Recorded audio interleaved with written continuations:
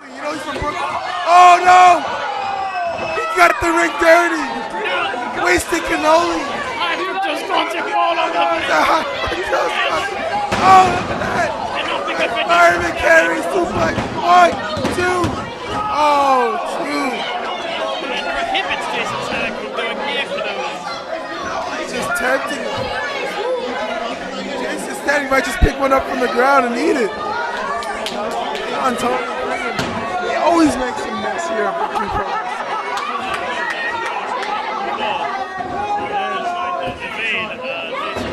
Jason Stanek stalking him.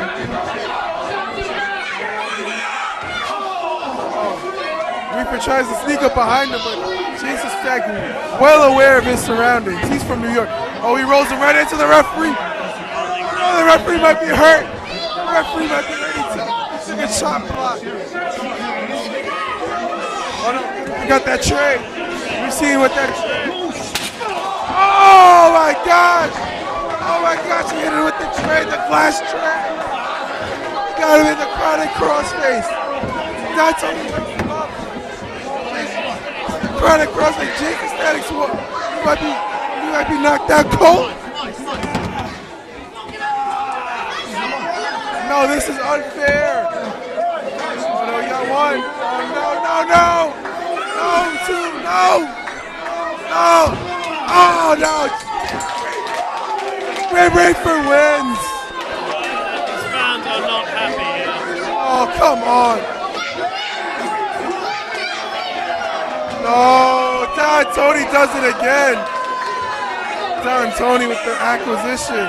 These men are from Howard Beach. You're right. Both from Howard Beach. They got the connection. They're from around the block. Oh my goodness, what a night of action. Grim Reaper team. We saw some great high-flying action from that triple threat that stole the show. The Reign, Javier, and Sabotage, the opening match, Papa Don, Richie Tyler. This is so much. This is what Vicky Perez is all about. Wow, thank you, fans. I am Lawrence LC Queens Cross. I am Earl McMuffin. Or McMiz.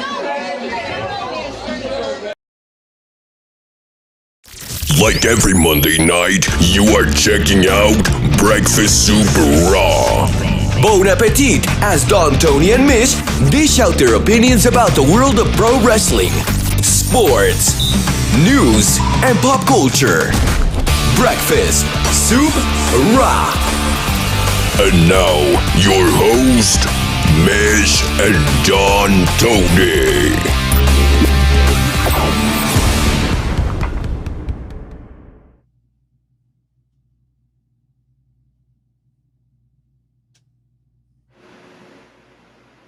Happy birthday, Karrion Kross! Happy birthday!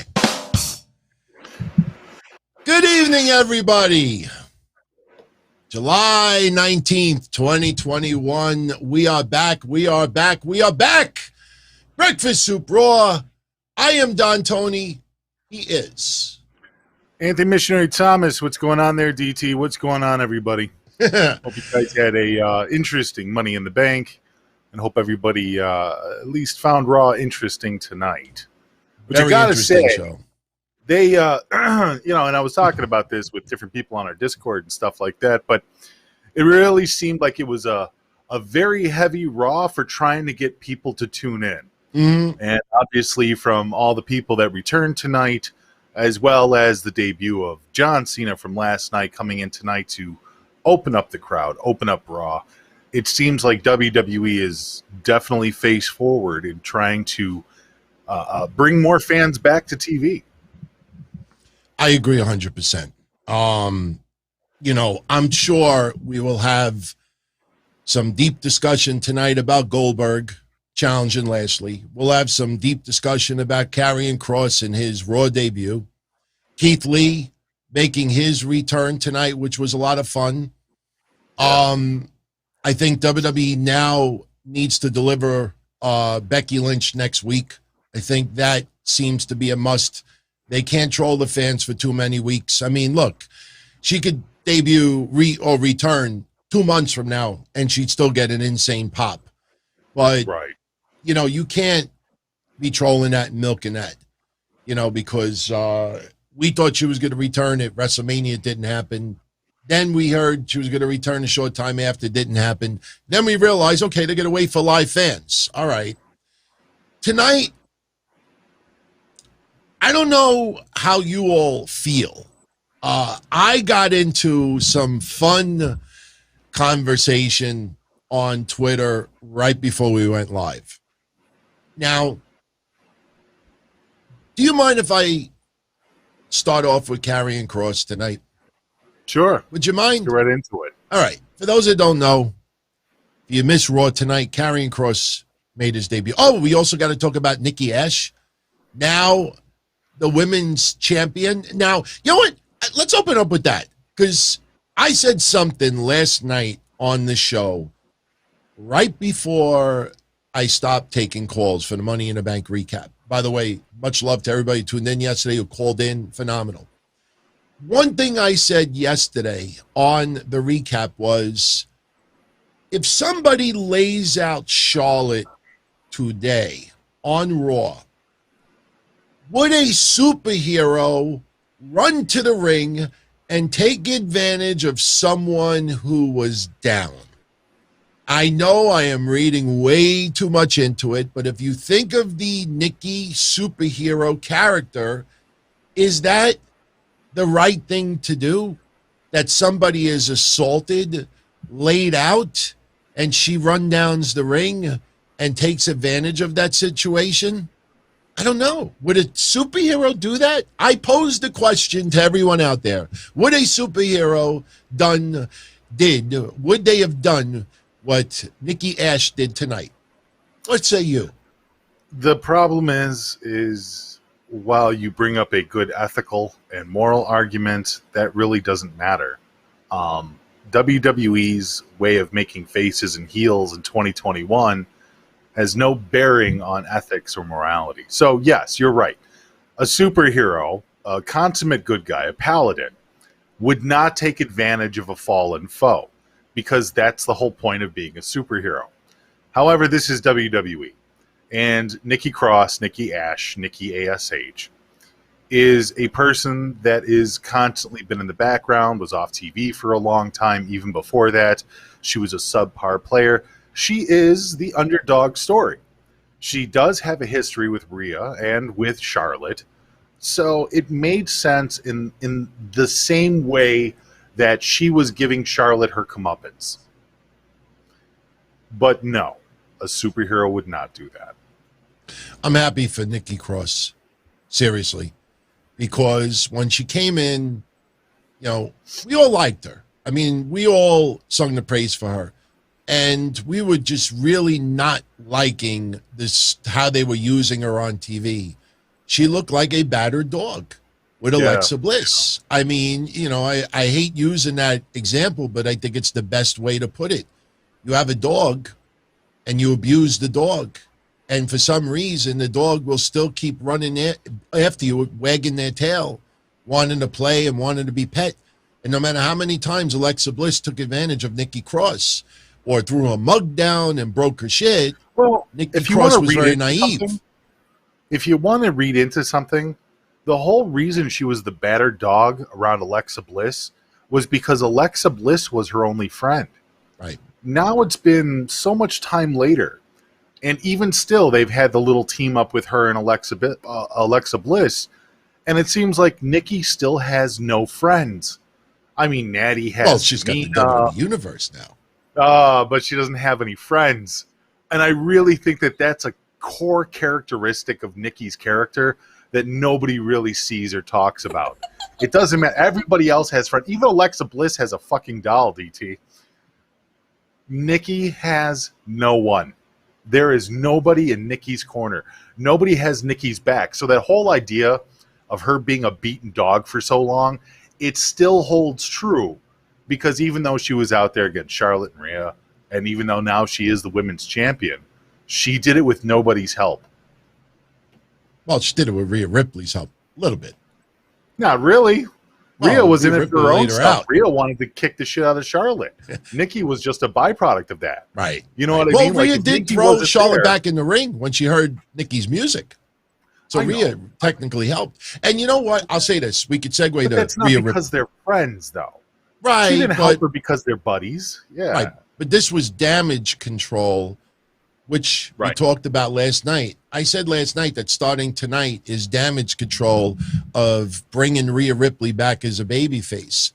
And I was so happy early on to hear the crowd chanting Rhea's name, because last night, that match that they had, it started off messy, it didn't click, and then all of a sudden she did that suplex from the crouch position, and everything that followed was awesome. And the crowd, you know, took it in, appreciated. They got a "This is awesome" chant yesterday, which, you know, you would think with the way everything's going on with those two, you wouldn't expect that. But, you know, Rhea Ripley getting a little bit of a pop tonight, and they will definitely emphasize last week that Rhea Ripley is the reason why Charlotte lost the women's championship. That's why I say to everyone out there, and I said this yesterday also, you know, I know a lot of people get upset when they hear Charlotte is an 11-time women's champion or a 14-time women's champion, if you want to include NXT. But remember something. If somebody is a 15-time women's champion or men's champion, that means they're a 14-time loser. And Charlotte, even though she won that title yesterday, this is why everybody needs to let things play out sometimes. I mean, I know we want that instant gratification, instant result, what we want. And if we don't get what we want, we complain, we bitch. And for some people, they get awfully triggered.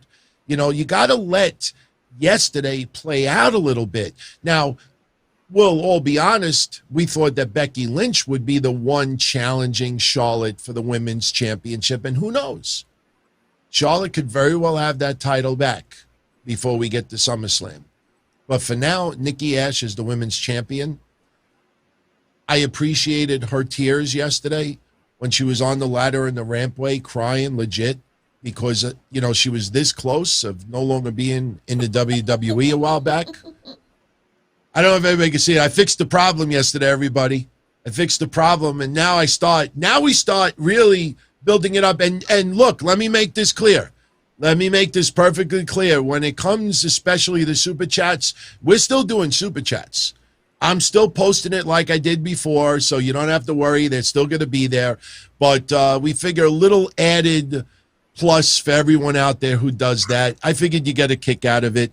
But, you know, and look, it's something that a few people were telling me that I should do a while back, and I didn't do it and didn't do it. So now I did it. And, yeah, those will pop up. Anybody that becomes a subscriber, just a regular subscriber, it'll pop up. If you become a channel member, it'll pop up. And if you super chat, it'll pop up. No sound effects for the subscribing or channel members, only because we would have Lily laughing all night long. And I might even remove the Lily laugh next week. But Lily did make a return tonight. She did make a return. Lily is back. What'd you think of that segment with her, Eva Marie, with her acting and taking that dip in the playhouse? I don't know. I couldn't keep my eyes off of Eva Marie. So yeah, I know that there was Bliss there, and she was making faces, and she was saying things about not making fun of Lily. I just couldn't stop staring at Eva Marie tonight. She was a dime piece, dear Lord. Yeah, and then Piper Dewdrop was there too. That was nice. And they said things, and then Eva Marie fell, and I was still watching. So James Campbell says. What do you expect? James Campbell says they're selling Lily dolls on WWE Shop now. How much are they? I'm curious. How much are they? I actually think I'm going to buy one and put it in the back. You know, I know a lot of people can't see the ornaments because the chair blocks it, but I have all the Wyatt family ornaments. Yeah, you could see them now. It kind of like blocked off, but I think I got to get myself a Lily doll. $39? You know, that's a little steep, but that's not that bad. You know, if you could get a little bit of a discount. That's not steep for the Blissaholics, DT. That's, you know, a steal. Seriously, I truthfully believe you spend $800 on a cameo call to Alexa Bliss, you should get an autographed Lily doll shipped to you as a bonus. And I'm dead serious. You know, give a little something back. $800 is an awful lot of money, and I'm not going to ever tell anyone how to spend their money. If you got it, and that's how you want to spend it, absolutely, man. But 800 is, you know, because she's, you know why they jacked it up. Last time I think it was 500, and I think she was the first to sell out. Thank you, King of Games. Much love. Actually, you know, let's get caught up with some super chats, and then we'll talk about everything else that went on with Raw tonight, and we'll take some of your calls. Then now, if you're going to call in, especially about the Karrion Kross stuff, hear us out first. Hear what we have to say here, and then react on what we have to say, because I don't want to start taking calls, and then I just have to repeat the same thing that I'm saying 10 times, because, you know, it's not easy to put a whole viewpoint across in 320 characters. But before we do anything crazy, Cruiserweight, thank you very much, my friend. Main event results from tonight. Angel Garza over Drew Gulak. Again. I watched that on the Thunderdome that time. They're trying to push Angel Garza as like a babyface now. I don't know if anybody realizes that. And Ricochet over Cedric Alexander. Ricochet back in main event. Ricochet did well the other night. He did. I have no problem. He did a good job. If this gets him a little bit more focus, good. Absolutely. Find a direction. Give him a little something. Ricochet did a good job. Yeah, I absolutely agree. I thought he did a wonderful job. What'd you think? I mean, look, this is a really stupid question because everybody yesterday loved Money in the Bank. Yes, the live fans returning, Cena showing up, but what did you all, what did you think about Money in the Bank yesterday? Yeah, I really enjoyed the actual Money in the Bank match. It was split down the road. I think Joe was a little bit more leaned back on it. There was definitely some positives and negatives of the night. There was definitely some confusion, which I almost feel like some people will bring up about the Usos and stuff like that. But I think we clarified a lot of that today when we did the Frank and Gus. But overall, it wasn't a bad show. There was definitely some highlights, and there was definitely some missed opportunities. But it felt like they were trying to do something special. Clearly, they had the audience there. You know, Drew got a big pop. AJ Styles and Omos got a magnanimous level pop. It was amazing. And, of course, the return of John Cena got a lot of people pops, too. Same with Edge. So it was a pretty good night. I think a lot of the fans really enjoyed it. Overall, it sounded really good. Michael Cole was actually doing really well with Pat McAfee, obviously to the point where he gave him some serious praise today, saying that he's revitalizing his career, which is definitely something that it intrigues me, considering that Michael Cole has universally been the shits for a while. So if Pat McAfee is the guy to bring him back into his A game, then let's do it. Let's fucking go. So, man, what? I know this sounds a little ridiculous, but seriously, what a find with Pat McAfee doing wrestling commentary. I mean, we always knew he was a big wrestling fan, and I still remember when they would bring him in early on, and he had those really goofy shorts and the shoes. Right. It just looked like a goof. I didn't like Pat McAfee at all. Man, what a 180! In a short amount of time. He was good from the get-go. Even down in NXT, he was great with Cole and all them. It was really good. I think he's another guy, and I don't want to compare the two, but I mean, you have to almost another way, because obviously Pat McAfee is an athlete, true athlete, and Bad Bunny isn't. But, you know, WWE's been doing pretty good with the celebrities lately. I mean, Bad Bunny fucking blew everybody away with Damien Priest. People loved it with Miz and Morrison. And then Pat McAfee down in NXT, and now even up here in WWE. I think that they finally figured out the celebrity wing anyways, you know? Maybe we'll get less William Shatners and more actual talent. Absolutely. Absolutely. Pat McAfee, man. And you know what? I forgot to say this yesterday, and I was legitimately mad when I went to sleep, and I'm like, anybody that wants to watch Money in the Bank again, go out of your way and pay very close attention to Jimmy Smith's commentary. I have to give that guy a boatload of credit as well. because, yes, he's been a wrestling fan for a long time, but if you actually tune in close at what his work was yesterday, he was nailing every move. I mean, he was detailed. You would have thought that this guy was a 10-year veteran doing wrestling commentary. Last night, if you really pay close attention to his commentary, I guarantee everyone's going to come back and say, holy shit, I didn't even think of that yesterday. And listening to it back, that guy nailed everything yesterday. I mean, he really was a pleasure to tune into yesterday as well. Jimmy Smith is finding his groove. Hopefully it's not as stressful as it appears to some announcers over the years. I mean, I don't know how much they're in the earpieces like before, but Jimmy Smith, he's really clicking as well. So we got to give him some credit. He's got a good voice. I like his voice. I like his growly little voice that he has. So he does a good job. Absolutely. Shout out to Dahak 666. My family's in Scotland. I got my family in Scotland. I can't lose the belt. I got my family. Look, we are happy for Nikki. I don't know how much she would ever reveal publicly on how close she was to being gone with WWE.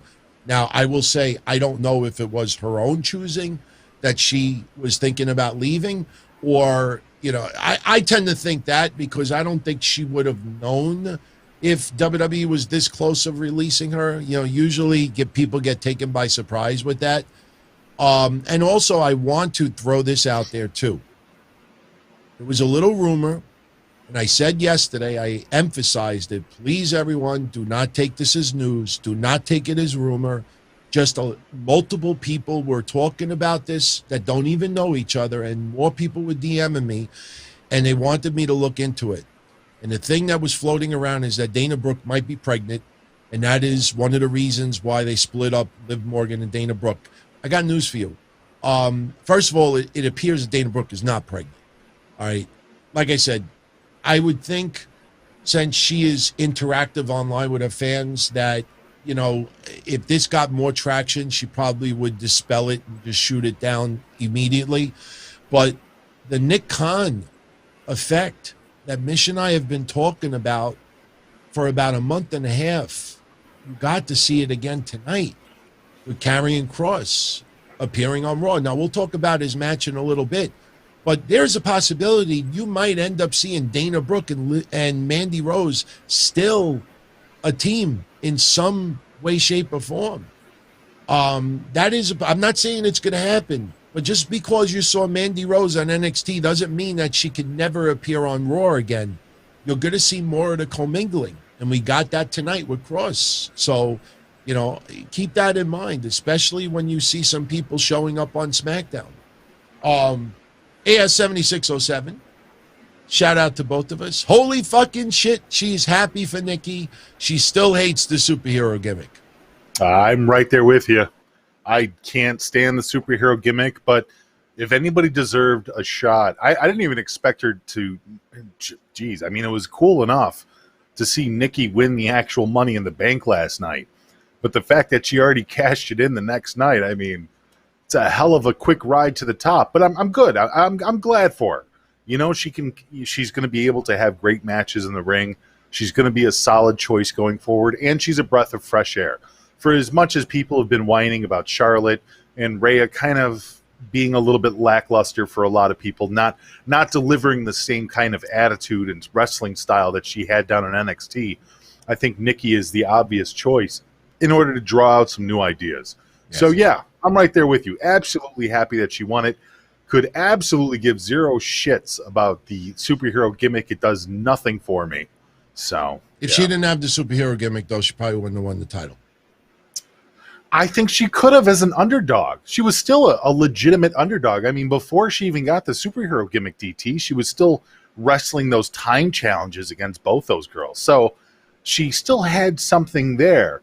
And I think if you just gave her a simple underdog gimmick, I think it would have worked because she is a legit underdog. Nobody was in her corner. And it goes back to what we were talking about just a little while ago. She doesn't have any friends. she's basically friendless except for Alexa Bliss, and Alexa Bliss is on her own cloud. So it made perfect sense for a girl like Nikki Cross to become the underdog to win the title.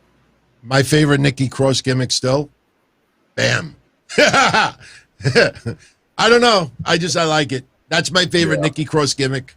I know there's still people that tune in that don't normally tune into the shows, and they're like, yeah, that's from a few years ago, but that is Nikki Cross. We did a contest not too long ago, and a lot of people had no idea who that was. It's amazing when you change the hair a little bit, change a little of the makeup. Beautiful. Beautiful now, but still, I like that gimmick. So thank you, AS7607.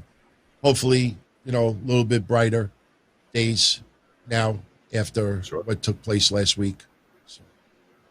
Also, this is the third time Charlotte Flair has lost the championship on a cash-in. Carmella, Bayley, Nikki Cross. Well, yeah, I mean, she's going to be in the main picture. Yeah, I think that people that have this idea that Charlotte Flair isn't going to be in the women's division are kind of fooling themselves. Charlotte is there for the long haul. She is, without mincing words, but I mean, she is typically the John Cena of women's wrestling right now. For the longest time, it was the Bellas, and now that Charlotte's around, it's been Charlotte that's been carrying the ball for the women's roster. Becky's out, Ronda's gone. Like, there are other people that WWE has tried to build the company, or at least tried to garner interest in besides them. Sasha and Bayley. It seems like the one constant, no matter what, is Charlotte. So love her or hate her, she's not going anywhere. By the way, I just wanted to mention this for everybody who's live right now. A setting that we did tonight. I don't want anybody to be surprised by this, but we set up the chat room tonight that only channel subscribers can chat. We didn't do that for trolls or anything like that. The reason why we did that is it's a new setting that YouTube launched, and I was one of the first to get that setting. And you could have a feature now. I know before you had it where only channel members could be on there, and that would piss everybody off because then there'd only be about 20, 30 people chatting. But here, if you're a subscriber to the channel, a regular subscriber, then you could chat on the page. So if anybody's tuning in right now, if you're not a subscriber, even if you don't plan on chatting, I'd be curious if you hit the subscribe button. I want to see if your face pops up, if the alert pops up on the screen. There's no sound effects to it, but I did that also. This way, anybody that subscribes, a little shout out to you as well. But that's how the chat setting is right now, because yesterday we had a couple of, it wasn't about trolls, but yesterday we had a couple. I heard that a couple of other podcasts were dealing with some trolls and stuff. So I figure, if you're going to troll, you might as well at least be a subscriber to the channel, right? So I just figured I'd mention that. So if anybody says for some reason I can't chat, that's the reason why. Just subscribe to the channel and you can chat. If you want to unsubscribe after the show is over, good. Mark Anderson, he thought Becky was going to come out tonight. Nikki A.S.H. cash in the briefcase. Quite a twist. I expected Becky also.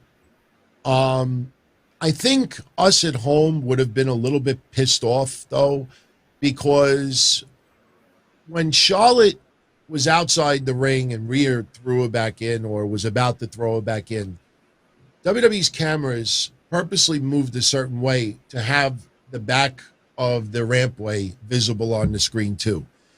And as soon as they did that, you knew somebody was coming out. I looked at the time and it was 10:58 p.m.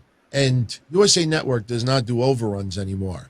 Right. So I said, if Becky comes out, by the time her music hits and she hits the rampway, it's now 10:59.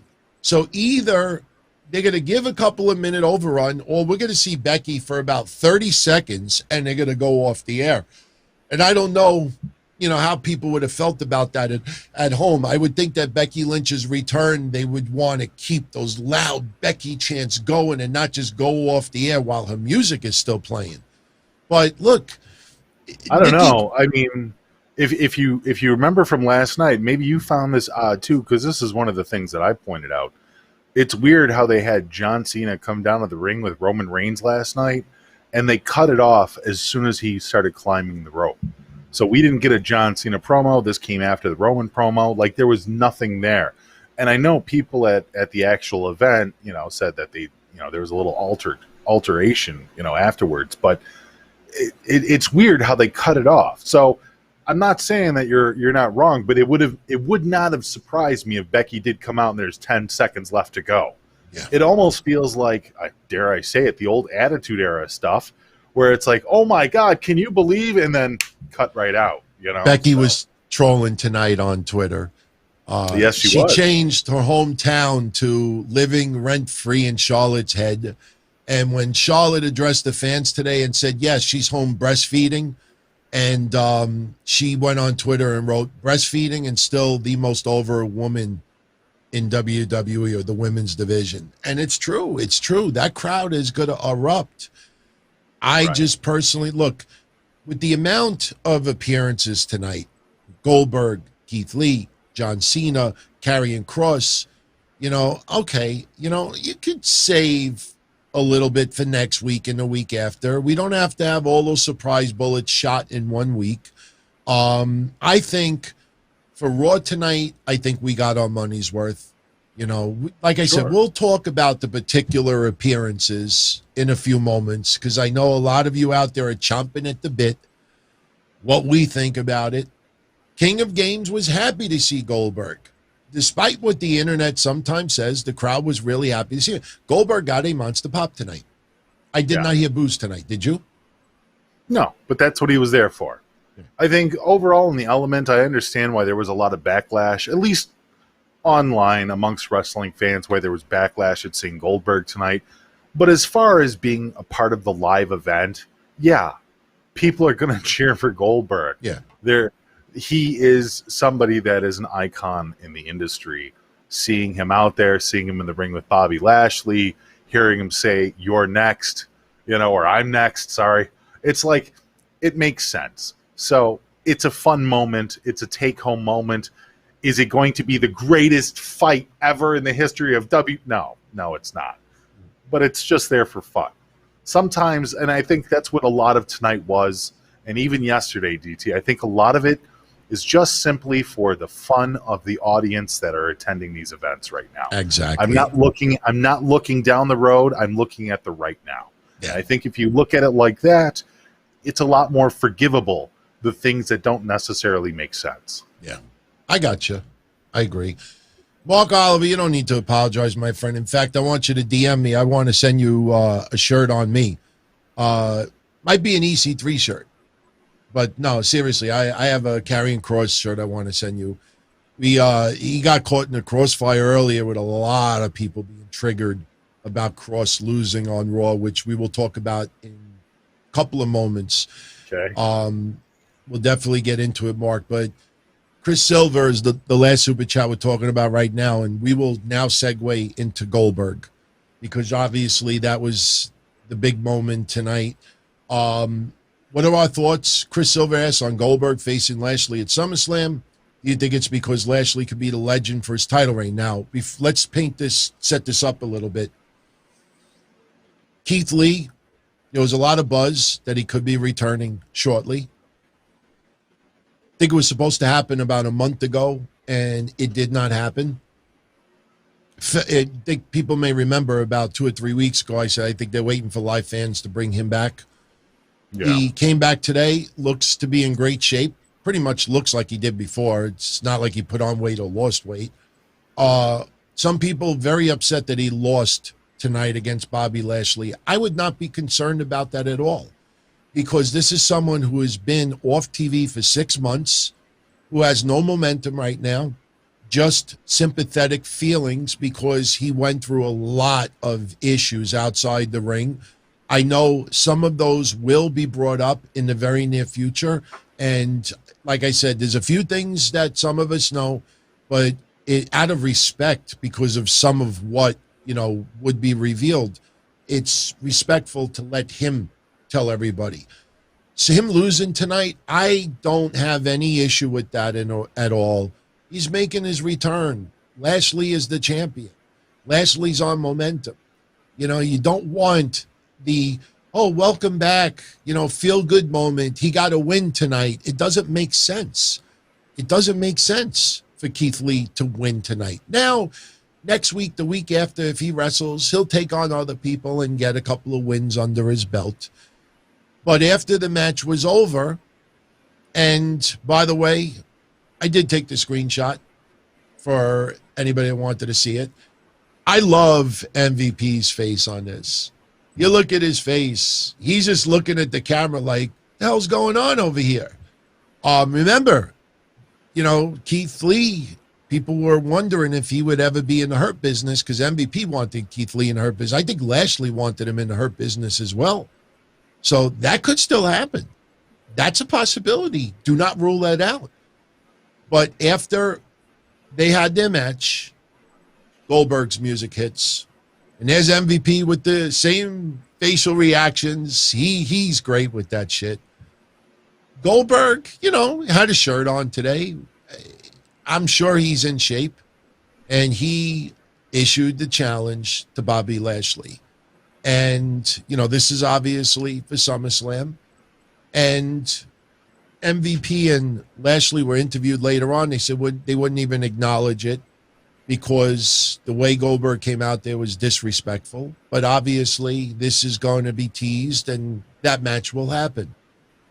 Yeah. Okay, go. Well, I was gonna answer the guy's question because he asked about 5 minutes ago. Well, this is what I was going to just say. I'll give you the floor in 1 second. So Goldberg coming back, and this is why I'll segue it as. I think of Drew McIntyre immediately. I think of Drew McIntyre, and I'll give you the floor in literally 30 seconds. I just want to say this because for some reason I have to repeat it every single week because a lot of people for some reason still don't notice. And you and I talked about this a year ago.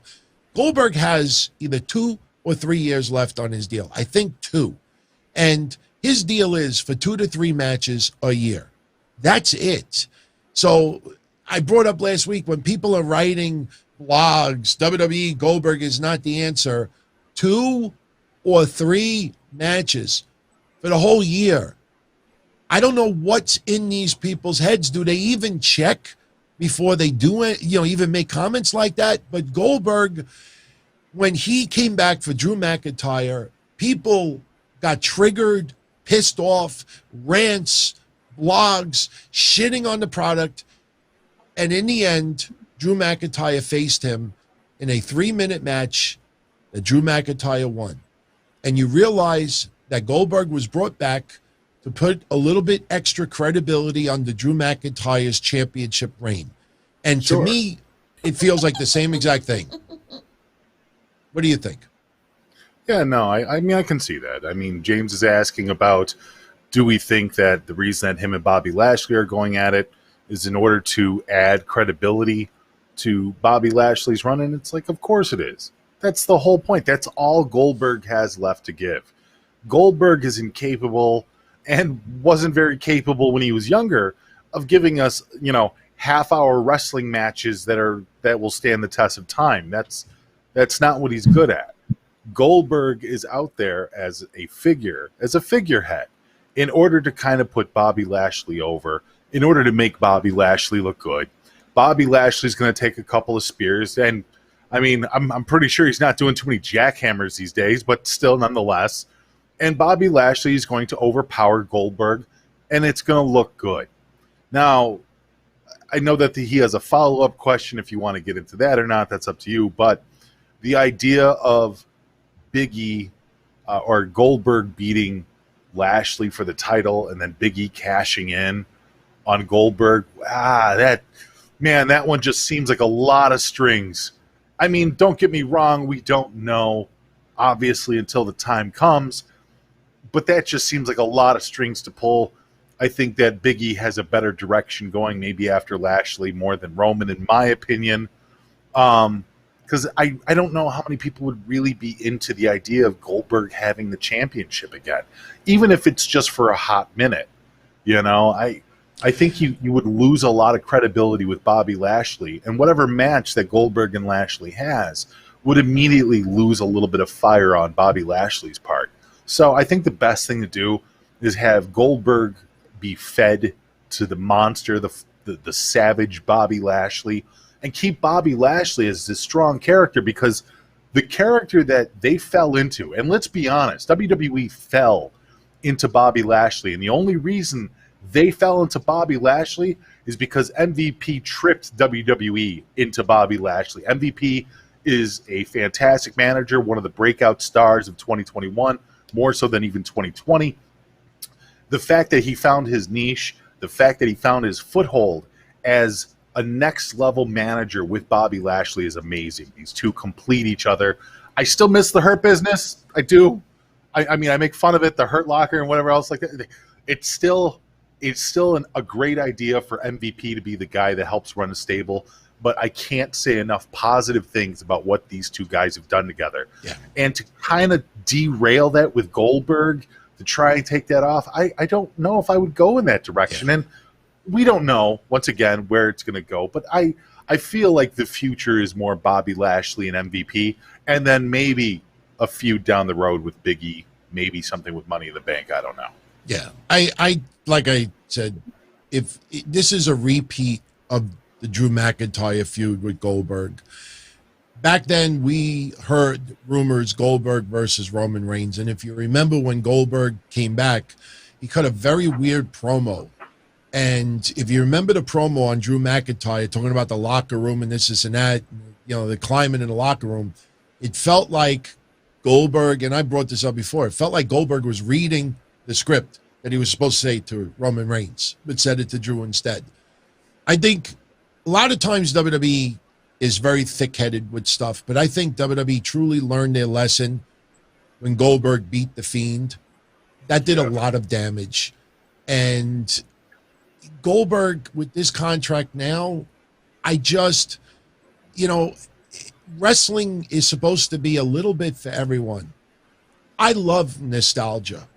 When I was a kid growing up, especially a baseball fan, Old Timers Day for the Yankees and the Mets, more the Yankees because the Mets was more generic. But that was one of my favorite highlights of every year, seeing the stars from yesteryear and see them have a minute of glory, you know? Now, when you watched an Old Timers game, the stadium would not be filled to the rafters. You would have a polite audience because not everybody wanted to see people past their prime. Goldberg doesn't look like a sack of mush out there. His match with Undertaker obviously was a mess. You know, the guy is still physically able to, and he is designed right now, like we've said before, to have a couple of minutes and to help elevate someone else.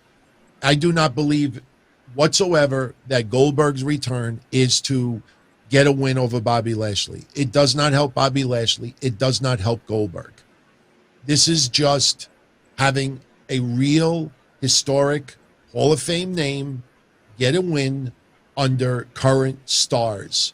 There's not too many legends from yesteryear that were on the level of Goldberg, whether you liked his streak or you didn't, whether you liked his 3 minutes and out of there, 90 seconds out, or you didn't. His name is still big when you look at the annals of wrestling from the 90s to today. So him being brought back 2 or 3 matches, you know, it's a little bit for everyone. Okay, you like these people, fine. You don't like this person, fine. Well, guess what? As you heard from the crowd tonight, there are a lot of people that still like Goldberg. All right, he got a nice pop. He didn't get booed out of the building. Once the fans realized that Goldberg was going to challenge Lashley, they didn't all of a sudden get woke and like, wait a minute, it's nice to see him, but oh no, I don't want that. They still cheered. It's going to be this much of a SummerSlam. Now, if Goldberg gets the belt, I'm there right with all of you out there saying, this is awful. It sucks. Stop going in the past. The guy cannot carry a title. It's stupid for someone with only a 2-3 match per year deal to carry a title. I'm totally with you all. But neither one of us think that Goldberg has any shot of winning that title. He is there because he could physically still go a little bit. He looks good. He's got name value. He's a Hall of Famer. And having a win under your belt against that guy is a good stat to have in WWE's eyes. That's it. People losing their lunch over this. SummerSlam is going to be 4 to 5 hours long. There's going to be close to 15 matches. Goldberg is going to be 5% of the whole pay-per-view. It doesn't warrant that kind of anger. Let it play out. I don't think anybody, if it really upsets you that much, we can't hold it in for 4 or 5 hours. We got to use the bathroom. Go take a leak. Go make popcorn. Go cook. Go outside. Get some air. Smoke a cigarette. Vape. Get your knob wet. Do whatever you want. It's just other people out there do like it. So it's not for everybody, but it's going to be this much of the overall picture.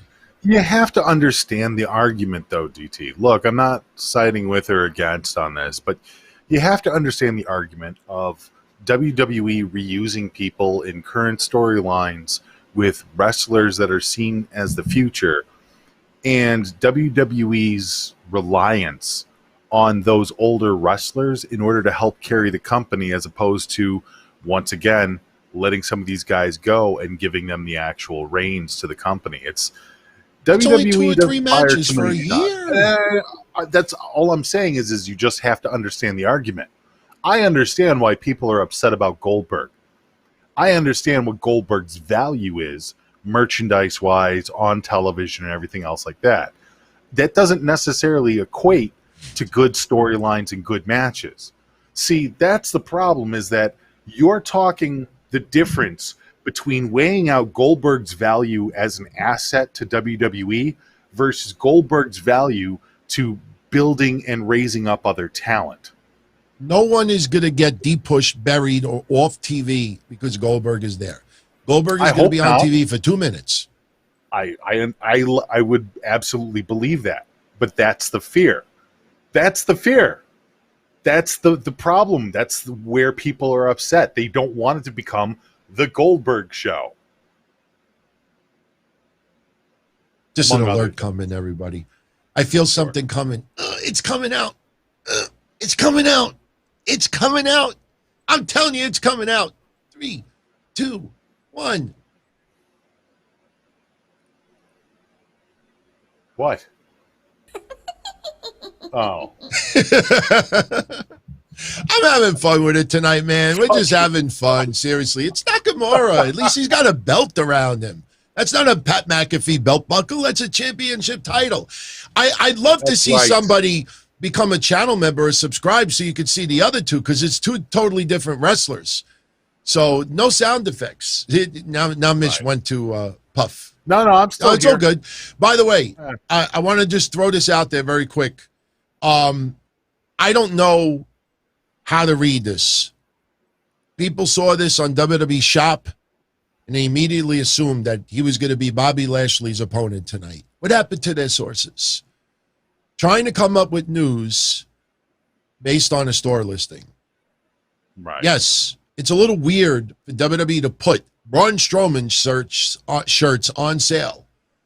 But, I personally think these were shirts that were already developed because they're just shirtless tees. They don't have other variations of it.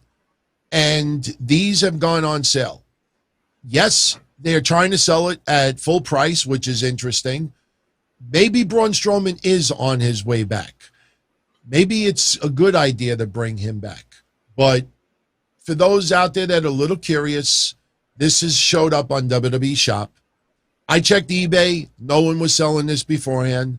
I checked Amazon, Walmart, everywhere else. No one was selling this shirt beforehand. These are a new design. That's definitely. Let me ask you something. Yes. Let me ask you something on a side note. And I don't know how WWE merch works at this time, but is it possible, is it even plausible that WWE would put out new merch for someone and see how well it sells in order to gauge whether they would pick somebody back up?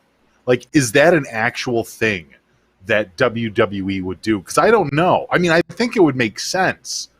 You know what I mean? Because I'll tell you why I don't think so. Tell you why I don't think so. Because yes, you get residuals.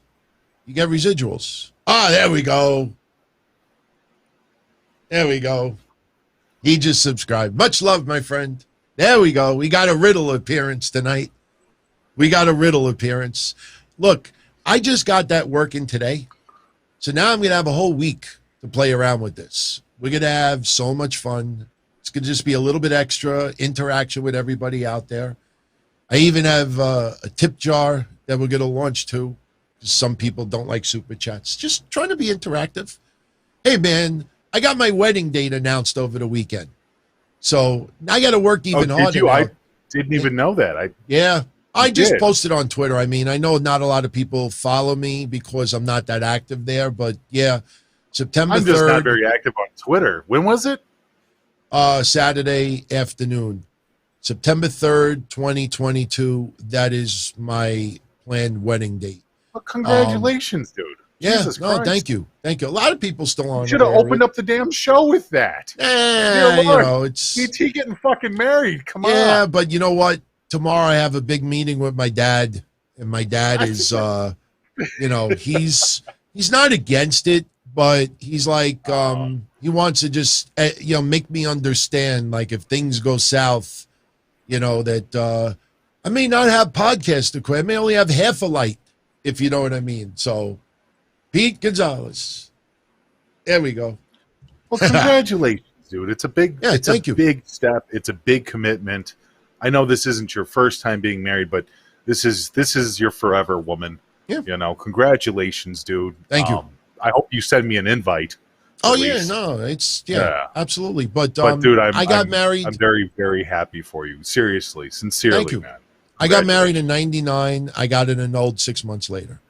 So it was erased. But so September 3rd, 2022 is the planned date. I don't think it'll change. Unless something tragically happens to our relationship. But we'll talk about I got to slim down so I can fit into a fucking suit. Look at that. Yeah, I'm gonna have to jump on those keto crisps. Oh doing some running around the block. Yeah. No, I'm serious, dude. I'm very fucking happy for you. No, I appreciate it, man. I appreciate it. All right. So we talked about let Goldberg play out a little bit. All right. Let's talk about the birthday boy, Karrion Kross. Happy birthday, my friend. Absolutely. Good guy. Was really excited. Got a DM, not from him. I don't want to lie. I didn't get it from him. I got a DM from somebody earlier today. You watching Raw tonight? Yep. Nice little birthday surprise. So I know Jinder Mahal's his birthday is also. So I said, oh, all right. Then they announced he was going to be on. Didn't know who his opponent was going to be. Now, here's the thing. Karrion Kross, they did a whole vignette, a lot of highlights, like a little promo package, just like when somebody is coming to the main brand. Similar like what they did for Tony Storm recently. And, now here's the thing that a lot of people are very concerned about. You go back and watch Raw tonight, and they showed that video package for Karrion Kross. Scarlett was not featured. Right. At all. There was one moment where she was on the opposite side of the ring, and you couldn't even make out who she was. It really, really is starting to look like if they're going to bring Karrion Kross to the main roster, Scarlett is not going to be by his side. So that's number one. Number two is he had a match tonight on Raw against Jeff Hardy, and he lost. And I wrote on Twitter, and I hope everybody remembers the first sentence that I wrote. First sentence I said is, much like all of you out there, I am very disappointed with Karrion Kross's debut tonight on Raw. The Scarlett stuff, we don't know for sure. Right now, Karrion Kross making a couple of appearances. That's why they're not doing the crazy entrance in this. Now, obviously, if they don't have Scarlett come with him, they're not going to do that entrance. But I think we're reading too much into that right now. Right now, it was a cameo appearance. His loss tonight to Jeff Hardy, I am 150% in agreement with all of you out there that just feel it sucks that he lost tonight. I am 100% with you all. However, two things. Number one, there is a bigger picture here. There is a bigger picture with this. It's just like when Bobby Lashley lost to Xavier Woods 2 weeks ago, or the week before the pay-per-view, and people were saying, like, why is he losing to Xavier Woods right before? That doesn't make sense. Well, later on in this show, Lashley says, the hell with the women, the hell with the champagne, this is bullshit. Now I'm going to be the monster. So there's a bigger picture here. The second thing is Jeff Hardy won by cheating. Put his feet all the way up on the ropes and beat Kross cheating. Kross is going to beat the fuck out of Jeff Hardy down the line. When you take your eye off the ball and let somebody beat you at your own game or do something, that for your persona is supposed to get you even more vicious. So Karrion Kross losing today, is it a challenge to see how he reacts to it since he's been undefeated in NXT? Yeah. Keep in mind, though, when Charlotte yesterday said she was an 11-time champion, a lot of people like, no, she's 14-time. Well, if you realize it now, when Charlotte talks about her title reigns, she does not bring up NXT.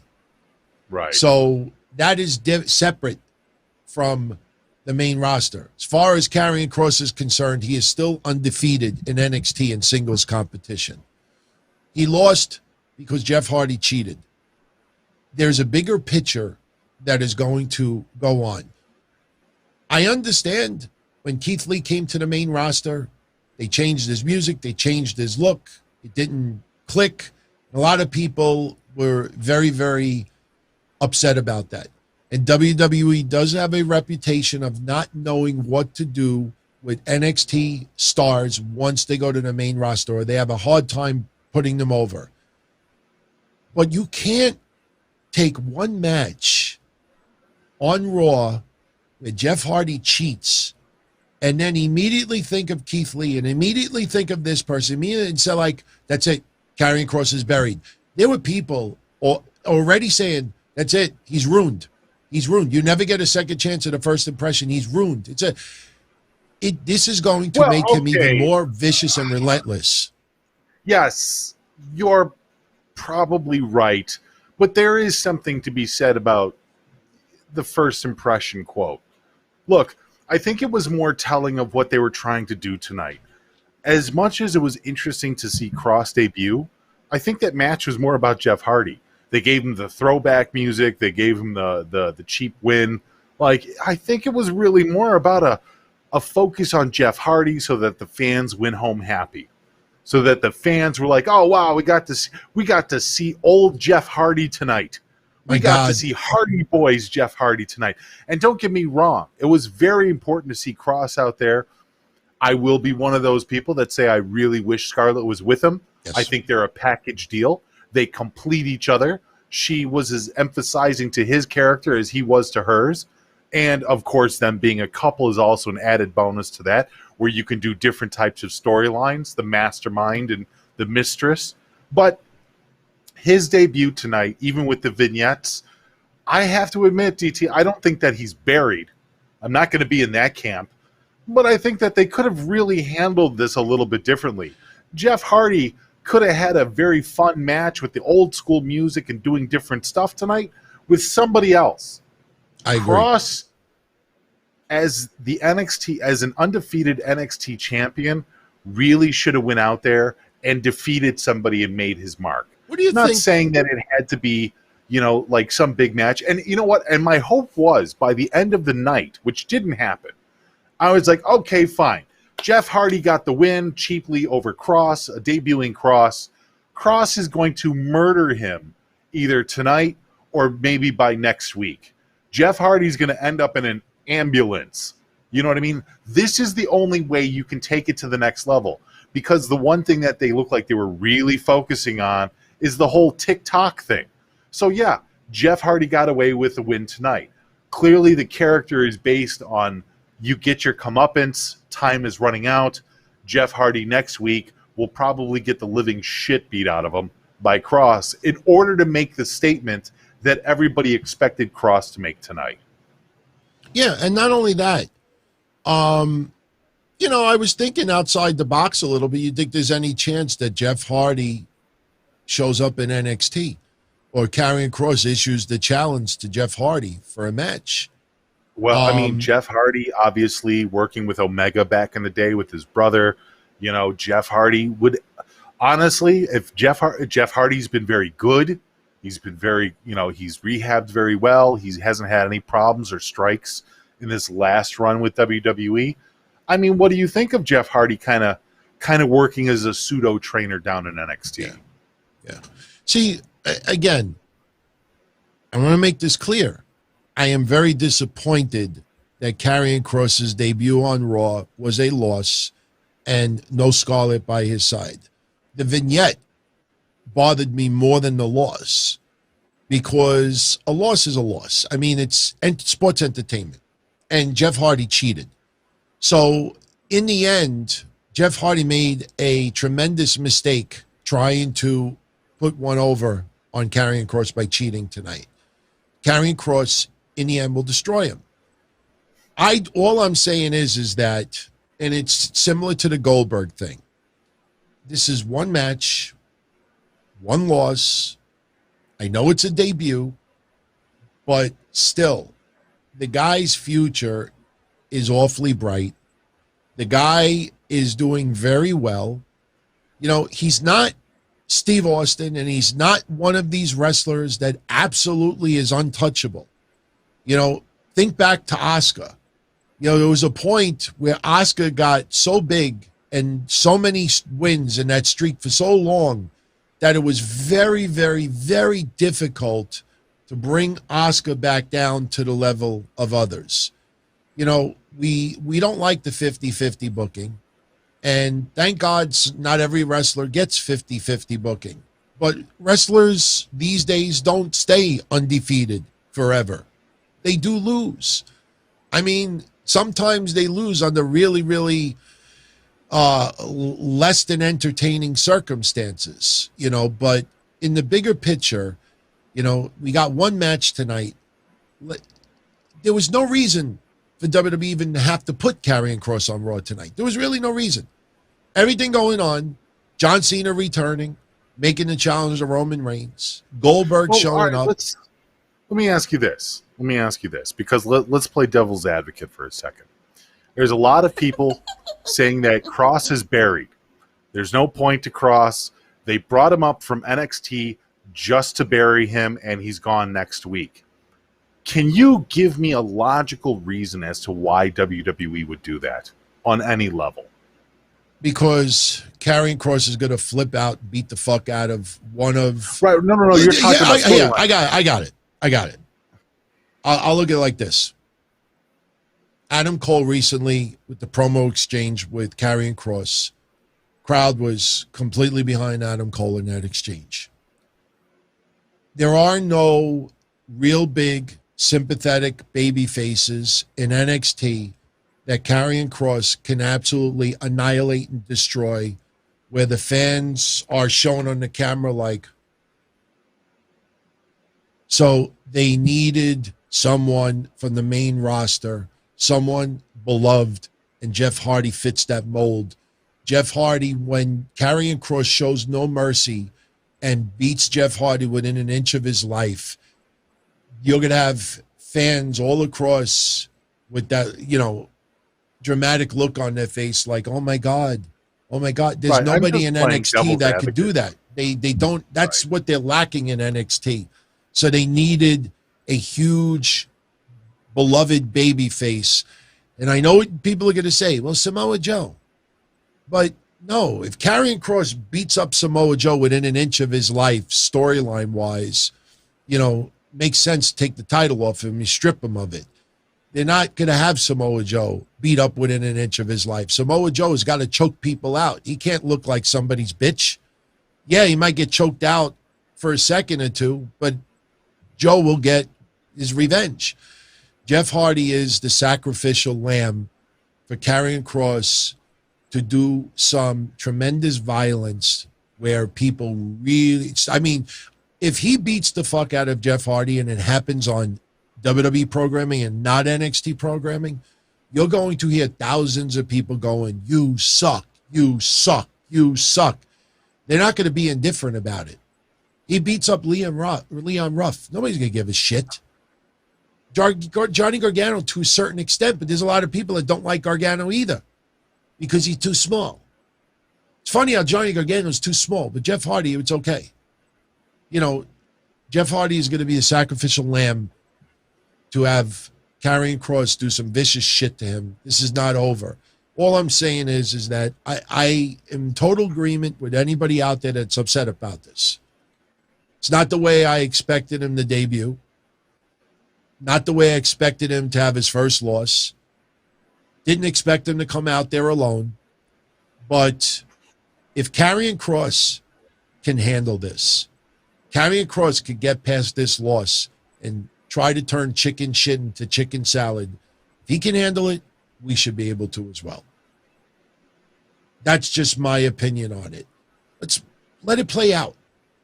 If it ends up going the Keith Lee route and he just gets embarrassed and embarrassed and embarrassed, and it just feels like it's just killing his car, I am right front seat with all of you out there saying that. But tonight, there's a bigger picture. This is to get him to snap. And he's got to beat the fuck out of somebody that we care about, really care about. Somebody who can be sacrificed. There's not too many people out. What is he going to do? Beat up R-Truth? I'll tell you who I would love for him to beat up. Oh, my God. That guy should have been fired today for one reason. Did you pick up on it? No, what'd he do? He caught, well, I missed it. I saw him win the belt. I saw the back and forth with him and Nia, but what happened? We had a non-title match, Natty and Tamina versus Nia Jaxson, Shayna Baszler. Right. And what ends up happening is Reginald tries to get involved in the match, and I don't know what the fuck happened with him and Natty, but it looked like a hot mess outside the ring. And then I think Shayna Baszler kicked Natty right in the face, which looked great. But then Shayna Baszler got distracted because of Reggie. Shayna turns around and eats the kick from Tamina, and Shayna Baszler is pinned. So Shayna Baszler is now completely fed up with Reginald, and Nia Jax is in the ring also. And I thought you meant fired as in like actually fired. Yeah, no, I'm getting to it. By the way, we'll talk about Nia's hair in a moment. But Nia's in the ring also. And now people are starting to chant Shayna because they think Nia and Shayna are finally going to split. Instead, Nia Jax gives a vicious headbutt to Reginald. That motherfucker didn't sell it. He went down, didn't even rub his head, didn't act like woozy. Nia hit him with a vicious headbutt. Go back and watch it. And he just went down and looked at her. But why are you doing this to me? Motherfucker, you just got headbutted.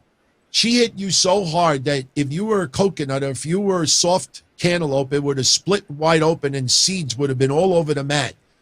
And that guy no-sold it 100%. And because the show must go on and because what was going to follow, they still went ahead and did everything they did. And what happens? Tozawa hits the ring, running away from the 24/7 people. For some reason, all the people chasing Tozawa, I guess all had to take a shit at the same time suddenly, because we have about 15, 20 seconds of Tozawa in the ring with Reginald, and no one hits the ring for some reason. And Tozawa runs after Reggie. He does a couple of flips, and Reginald is now the 24/7 champion. I don't give a shit how many flips that he could do.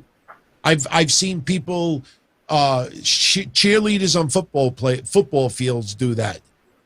This guy, 100% no sold, didn't even react to getting a vicious. If I was WWE, I would fucking take him off TV in a second. Has nothing to do with black or white or anything like that. The guy, he is a performer. He's very athletic. But the guy does not know how to tell a fucking story. And they don't learn their lesson, and they keep doing this stuff. They didn't learn their lesson with Sasha and Bianca. They didn't learn their lesson with the other stuff that they were doing in the past. And tonight, it was awful. Awful. Feed him to Karrion Kross. Yeah. But then that would have made Kross a babyface. Yeah, that's right. But you see, everyone, I'm just saying it here in 60 seconds, and that's it. I move on. Not going to write blogs. Not going to title it. Not going to do these big rants. It was an awful segment, in my opinion. Now, what do you think of Tamina's new haircut? Or new hairstyle? Tamina? You mean Nia? I mean, Nia. Yeah, it looks all right. It falls better. It's nice to see her with the perm. Oh, my God. Speaking of hair, when did I take my hat off? I'm looking at look at my hair. Oh, my God. Figured you were a little warm, that's all. Oh, man, I just noticed that. I love Nia's hair. I keep saying Tamina. I love Nia's hair. I like Tamina's hair, too. I like the braids. So. Yeah. But Nia with the little frizz, I like it. Very exotic. Yeah, she looks good in perm. Yeah. So that was a match that we got tonight. Fans were not very much into it. You know, we did have moments tonight that it was like the old fans, you know, just reacting like as if COVID never happened. They weren't 100% behind everything. John Cena opens up the show.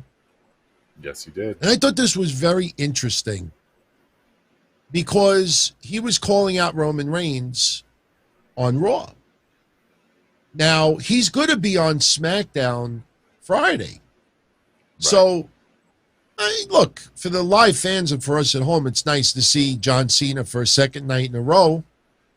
And John Cena makes it clear. The reason why he's back is because, you know, I think 17th title reign he would like. But not only that, he says that Roman Reigns is an asshole. And he wants to shut up Roman Reigns. So, and then John Cena, you know, talking about he's going to be on SmackDown Friday. Then Riddle comes out. We get a fun exchange with Riddle and John Cena with a very, very long bro. What did you think of the Cena appearance tonight? What do you think of all that?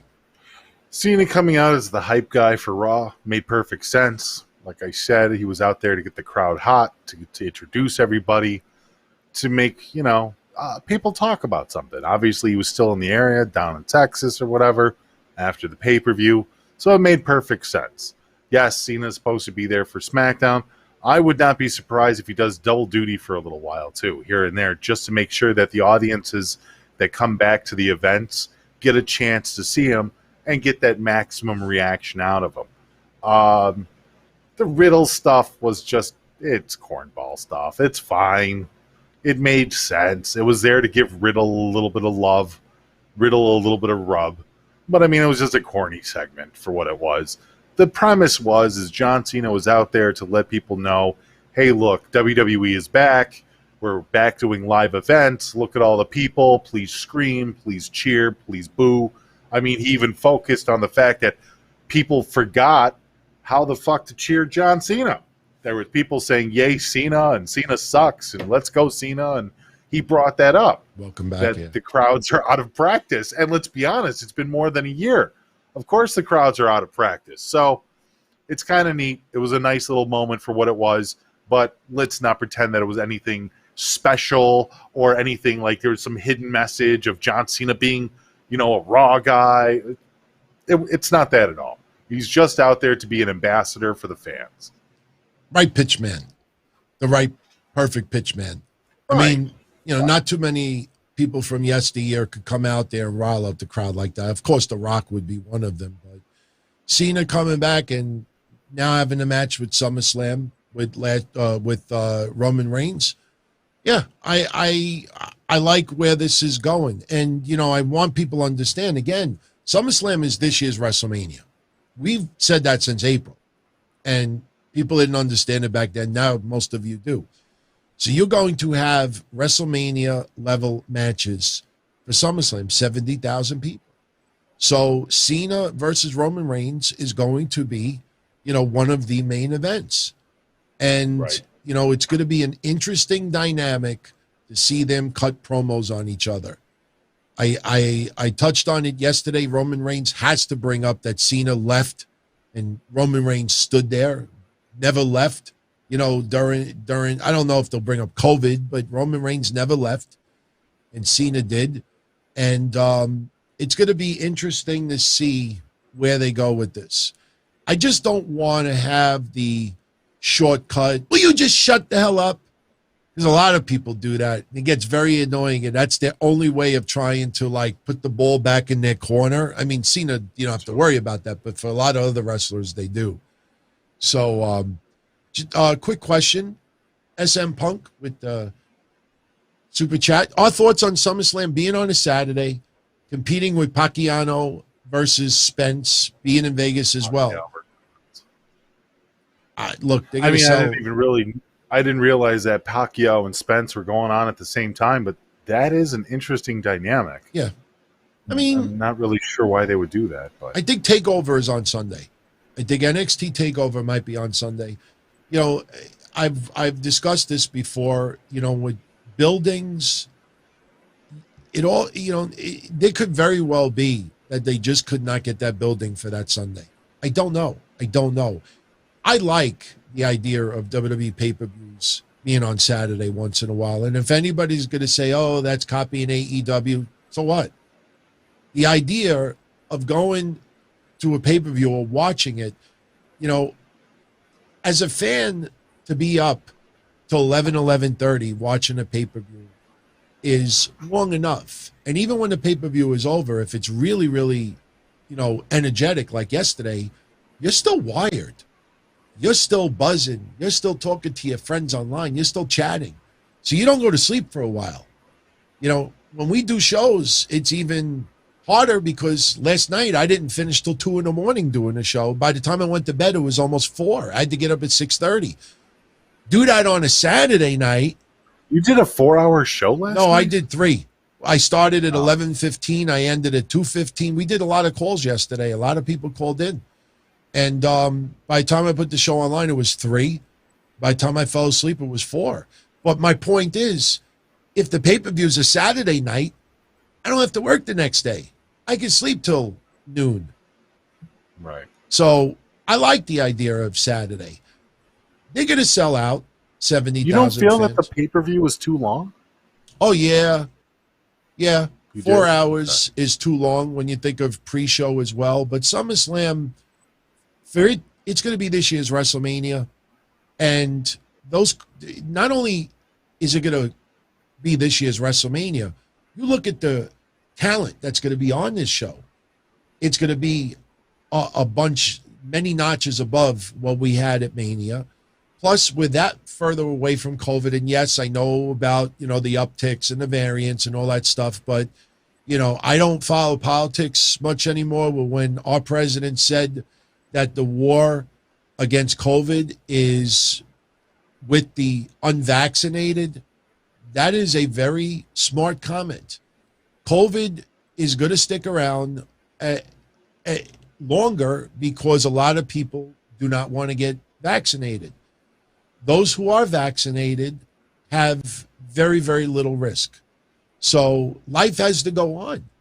Life has to go on. We can't shut down the country and put everything in lockdown for another year and lose people's livelihoods, lose their houses, lose their lives, lose their futures because some people don't want to get vaccinated. I totally respect anybody that doesn't want to be vaccinated. You just got to be careful.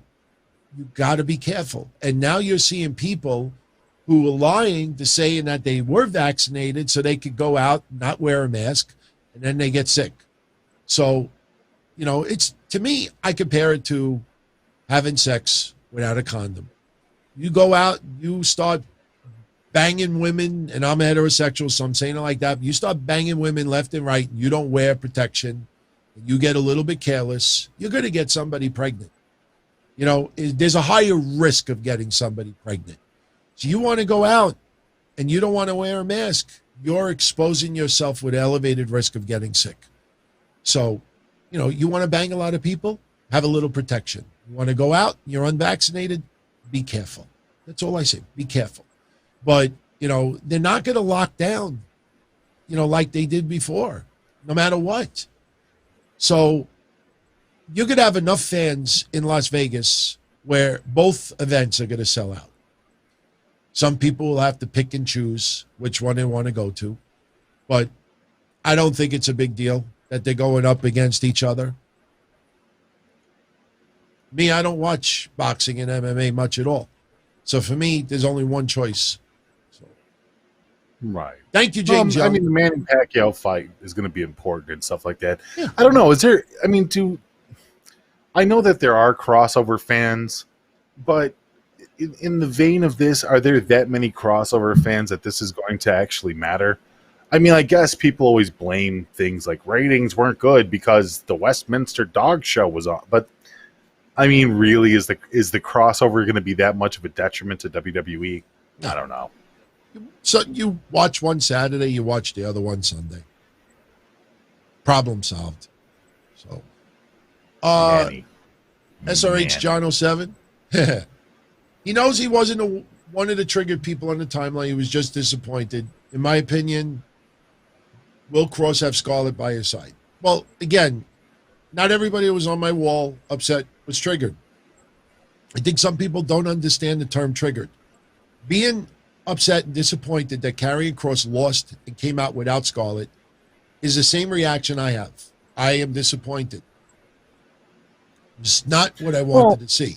But people saying he's fucked, Vince is already screwing him over, he's ruined, not going to get a second chance at a first impression, they're going to do the same shit like they did. Relax, it's one fucking match. He's going to destroy Jeff Hardy. If he doesn't, and it seems like a snowball is building against Karrion Kross, and it seems like they're really fucking, then yes, you don't take a 3-minute match where somebody cheated to win, and then suddenly say that his career is fucked. People were on that level. People are doing hour-long rants online right now about that. That's triggered. If Karrion Kross can handle this loss, we should be able to. So. But we're disappointed. Do you think he's going to end up with Scarlett by his side if he goes to the main roster full-time? That's the act. That's the act. Why are you splitting up an act? I'm sorry. I don't necessarily understand the premise behind that. I think it's good that Kross is on the main roster. I think that's good that he's elevating himself. But that's the act. It's Kross and Scarlett, not Kross by himself. And I'm not trying to take anything away from the guy, but WWE literally spent the better part of a couple of years really forming this guy into what he is right now in NXT. And you're just going to get rid of that? It's the same reaction that I had when it was NXT or when it was Enzo, Cass, and Carmella. Those three fit so well together. And they brought up Enzo and Cass. And don't get me wrong, Enzo and Cass were fantastic. But there was a lot of people that where the hell's Mella at? Where the hell's Carmella? And this was back when, pre-Graves and all that. But I'm just saying, there's just a weirdness about breaking up acts. When they come up to the main roster, I don't necessarily understand what the point is. It would be one thing if she wasn't talented. It would be one thing if she was just a wallflower to Kross, but she's not. She's not a wallflower. So it is what it is. But yes, I would have rather have seen Scarlett by his side. Got a just quick question for you, totally unrelated to tonight. It's just that when I did my Q&A for the channel members, somebody had left a question for you, even though the Q&A was, I was doing it. Prince Albert's wanted me to ask you, he knows you're a fan of Poppy, big fan of Poppy. Are you a fan of Baby Metal? He's a big fan of Baby Metal. Some of it. Yeah, Baby Metal's all right. Some of it. All right. Just some. I just wanted to mention it because, he asked the question, and I promised him that I would ask you tonight. So they all kind of go hand in hand. There's a lot of the Poppy-esque music that goes hand in hand. There's a few others, too. I'm trying to remember, like Full Tack with, I think her name is Miko. Full Tack and Miko, and then you got a little bit like Ziani. So there's a lot of bands that kind of circle around this angry metal pop. So that's kind of like metal pop is what it really is. But yeah, some of it's all right. Getting back to Kross, I'll say this. I think there's still a chance that if Kross goes to the main roster full time, I think there's still a chance he will debut with Scarlett. I think if they do come up together, I think the reason why she is not on is because they don't want to turn Karrion Kross's quick couple of appearances into this giant spectacle where all eyes is on the intro, all eyes is on her, all eyes is on... They want to focus on one thing right now, and that is taking Karrion Kross and turning him into somebody vicious. So all eyes on Karrion Kross, no eyes on her, no eyes on the entrance. You are focused only on Karrion. I'm just talking about the main roster right now. If he gets put up on a permanent basis, then it could very well that now they could bring her up because now they can focus on the whole spectacle. Right now, their job is for one thing, and to get Karrion Kross over as a vicious heel. That's why he choked out Joe last week. That's why he is going to destroy Jeff Hardy. Yeah. Baby faces. Yeah. So I think there's a possibility that could very well happen. So we got to wait and see. We have to wait and see. And I had a few of you DM me say, can I ask him if they're going to split? I can't ask. I could, but it's none of my business. And honestly, I don't want to know. I mean, let everything develop the way it does. Let's see how it plays out. I just, I don't know. We'll wait and see. Yeah. We had a backstage segment today with Mansoor. Didn't put two and two together and realize that Mansoor has never performed in front of a live WWE audience other than Saudi Arabia. But Mansoor, I think he might have done some little NXT shows before COVID. But Mansoor... Yeah, you're right. No, there was no fans in attendance, I don't believe. But Mansoor and Ali are going to team up next week. Now, I have a feeling they'll probably take on like the Lucha House Party or something like that. But I'm a little interested to see how this tag team goes. Yeah. It'd be interesting. I'm starting to really enjoy Mansoor a little bit. So we'll see. One match I did not enjoy tonight. It was fun, but I'm convinced WWE piped in a little bit of reaction. Sorry, I have to say it. Another thing they did today I thought was cute. Jaxson Ryker versus Elias. I enjoyed that. Well, no, the match, what went down, but these two still facing each other, I had a hard time getting into, but I did notice something. You go back and watch it. Elias is on the guitar. He's about to insult the fans. Jaxson Ryker, his personality and his character is not to acknowledge the fans, obviously. He interrupts Elias, and we're going to have a Symphony of Destruction match tonight. And, they used all the musical instruments. They used the bass. They used the piano. They used everything. what I noticed that was very interesting is that when Jaxson Ryker first started talking, you could tell that they piped in that generic cheer that we always hear. He started cutting his promo, and there was no reaction to the crowd whatsoever. And as soon, before he could even say his last word to basically gauge what the reaction of the fans were, I think WWE, to avoid the indifference reaction, before he could even finish his word, they hit his music. So you didn't even have a chance to react to what he was saying. The match was very, very, violent. Elias busted open hard way. The superplex off the top rope to the tables outside was nice. I'm just not feeling Jaxson Ryker versus Elias. It's something that I think they really need to move on from. And I say to myself, where does Jaxson Ryker go from here? Where am I wrong? I don't know. I like the Jaxson Ryker PTSD gimmick that he's kind of running. Like, he seems like he's a very, very intense guy. And I like that. It fits him. He does a good job. He has good reactions. He has a very methodical, a very weighed out promo. The way he talks is that of what you would imagine a psychopath to sound like. He has a lot of the factors that should really make him a fantastic heel. But I agree, he feels completely aimless. And nobody cares if Elias gets the crap kicked out of him. Look, I think most people are unhappy with the way that Elias has been handled over the last couple of years even, that he's very wishy-washy. One minute he's around and he's important. The next minute he's a wallflower in the back. I don't think that Jaxson Ryker beating Elias means anything. So if that's the case, you need to almost put Ryker somewhere else. You need to almost figure out what you're going to do with this guy.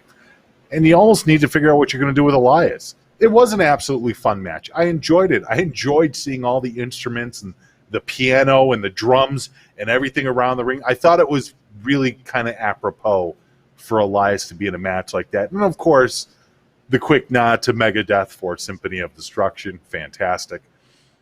But yeah, as far as the characters go, I kind of agree with you. They both need a new direction. I would have liked that match with other participants. Jaxson Ryker, again, his character is not really to connect with the fans, but he's got to connect with the fans. I mean, you look at him, and I'm not trying to be superficial here, but he's got that chrome dome over here that, he's got an incredible physique, but there's things about him that I just feel he's got to have that connection with the fans. And, when he was looking at certain weapons and this and that, like, he just had this crazy look to the crowd, but instead of maybe looking at the crowd and kind of teasing that, about using these weapons, he doesn't do that. I don't know if Jaxson Ryker can handle being a babyface in this climate, because he's not winning the fans over. Even when he won the match, if you go back and watch it, they panned the crowd, very, very, very light reaction, and they just went through a physical war. Pun intended. They went through a war. The crowd still was just not very into his win. I don't know. How do you repair that? It's difficult because it doesn't feel like the fans were really into the whole feud anyways. Yeah. It was an opportunity, but I don't think it just didn't land. It just didn't land with the majority of the fan base. Yeah. The only two other matches tonight that went down that we haven't brought up yet, Riddle and the Viking Raiders over Morrison, AJ Styles, and Omos. Fantastic opener. That was the opening match. That was a lot of fun. I'm sorry, but those guys, that tag match, it was fun. It was a fun watch. To see Omos interacting with Morrison, and what is it now? What did they call him? The America's Moist Wanted? Because of the dripstick? Oh, man, I thought that was funny, man. America's Moist Wanted. The dripstick and accidentally gets Omos. Omos, he's sweating balls, and he gets a little water on him, and he freaks out from it, which was pretty funny. Right. But a fun match. To me, it feels like they're just milking a couple of weeks. Maybe next week or the week after. Huh? I'm impressed by the Raiders. I really am. Look, they've been a very background team for a while, too. They've been a very non-de facto team, but I'll be honest, the Viking Raiders have really stepped it up these last 2 days. I'm pretty impressed. They've really gone into full gear. And, I don't know what they're... I want to see them either feud with T-Bar and Mace or consider putting him back in NXT. Because it just... Man, I don't see them winning the tag belts off of AJ and Omos. They're having a rematch next week. And again, this week's match... Eric and Ivar were great, dude. Yeah, no, I'm not complaining about the match. I mean, the SummerSlam match to me is Orton and Riddle versus AJ and Omos. To me, that's the SummerSlam match. We're 5 weeks away. So obviously we need to chop 2 weeks off of this. So you have the match today. You have the rematch next week, which I think AJ and Omos will retain. And then after that, we should expect Randy Orton to return. And we should see a challenge made for those tag titles at SummerSlam. And that would leave 3 weeks left to build. But the Viking Raiders, I agree with you. I thought they did good yesterday. Tonight's match, I don't know. I seem to enjoy tonight's match more than yesterday. I don't know why. Because John Morrison and Miz brought a little bit of fun there, too. That's why. I tell you, and AJ Styles is really good.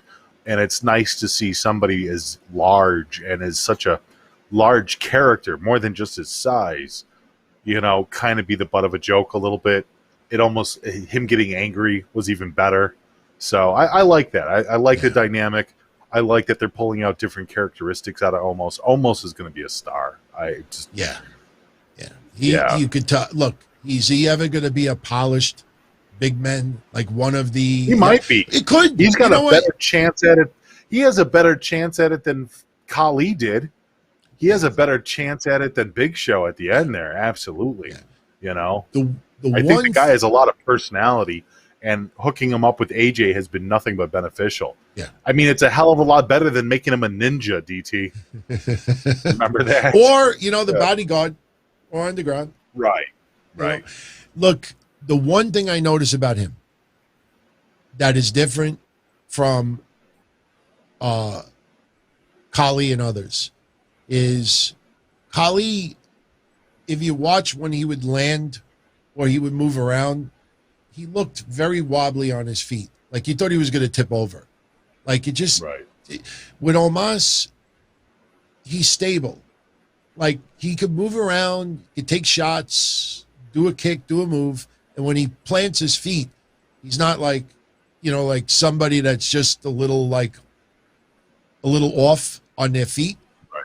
And I think that's something very, very, and his timing is very good. He just needs to work on his selling. His selling is not as good, but that will come in time. Umberto Cardio versus Sheamus. Umberto wanted another match. Adam Pearce and Sonya Deville wanted to give him another match. Sheamus, I beat him before.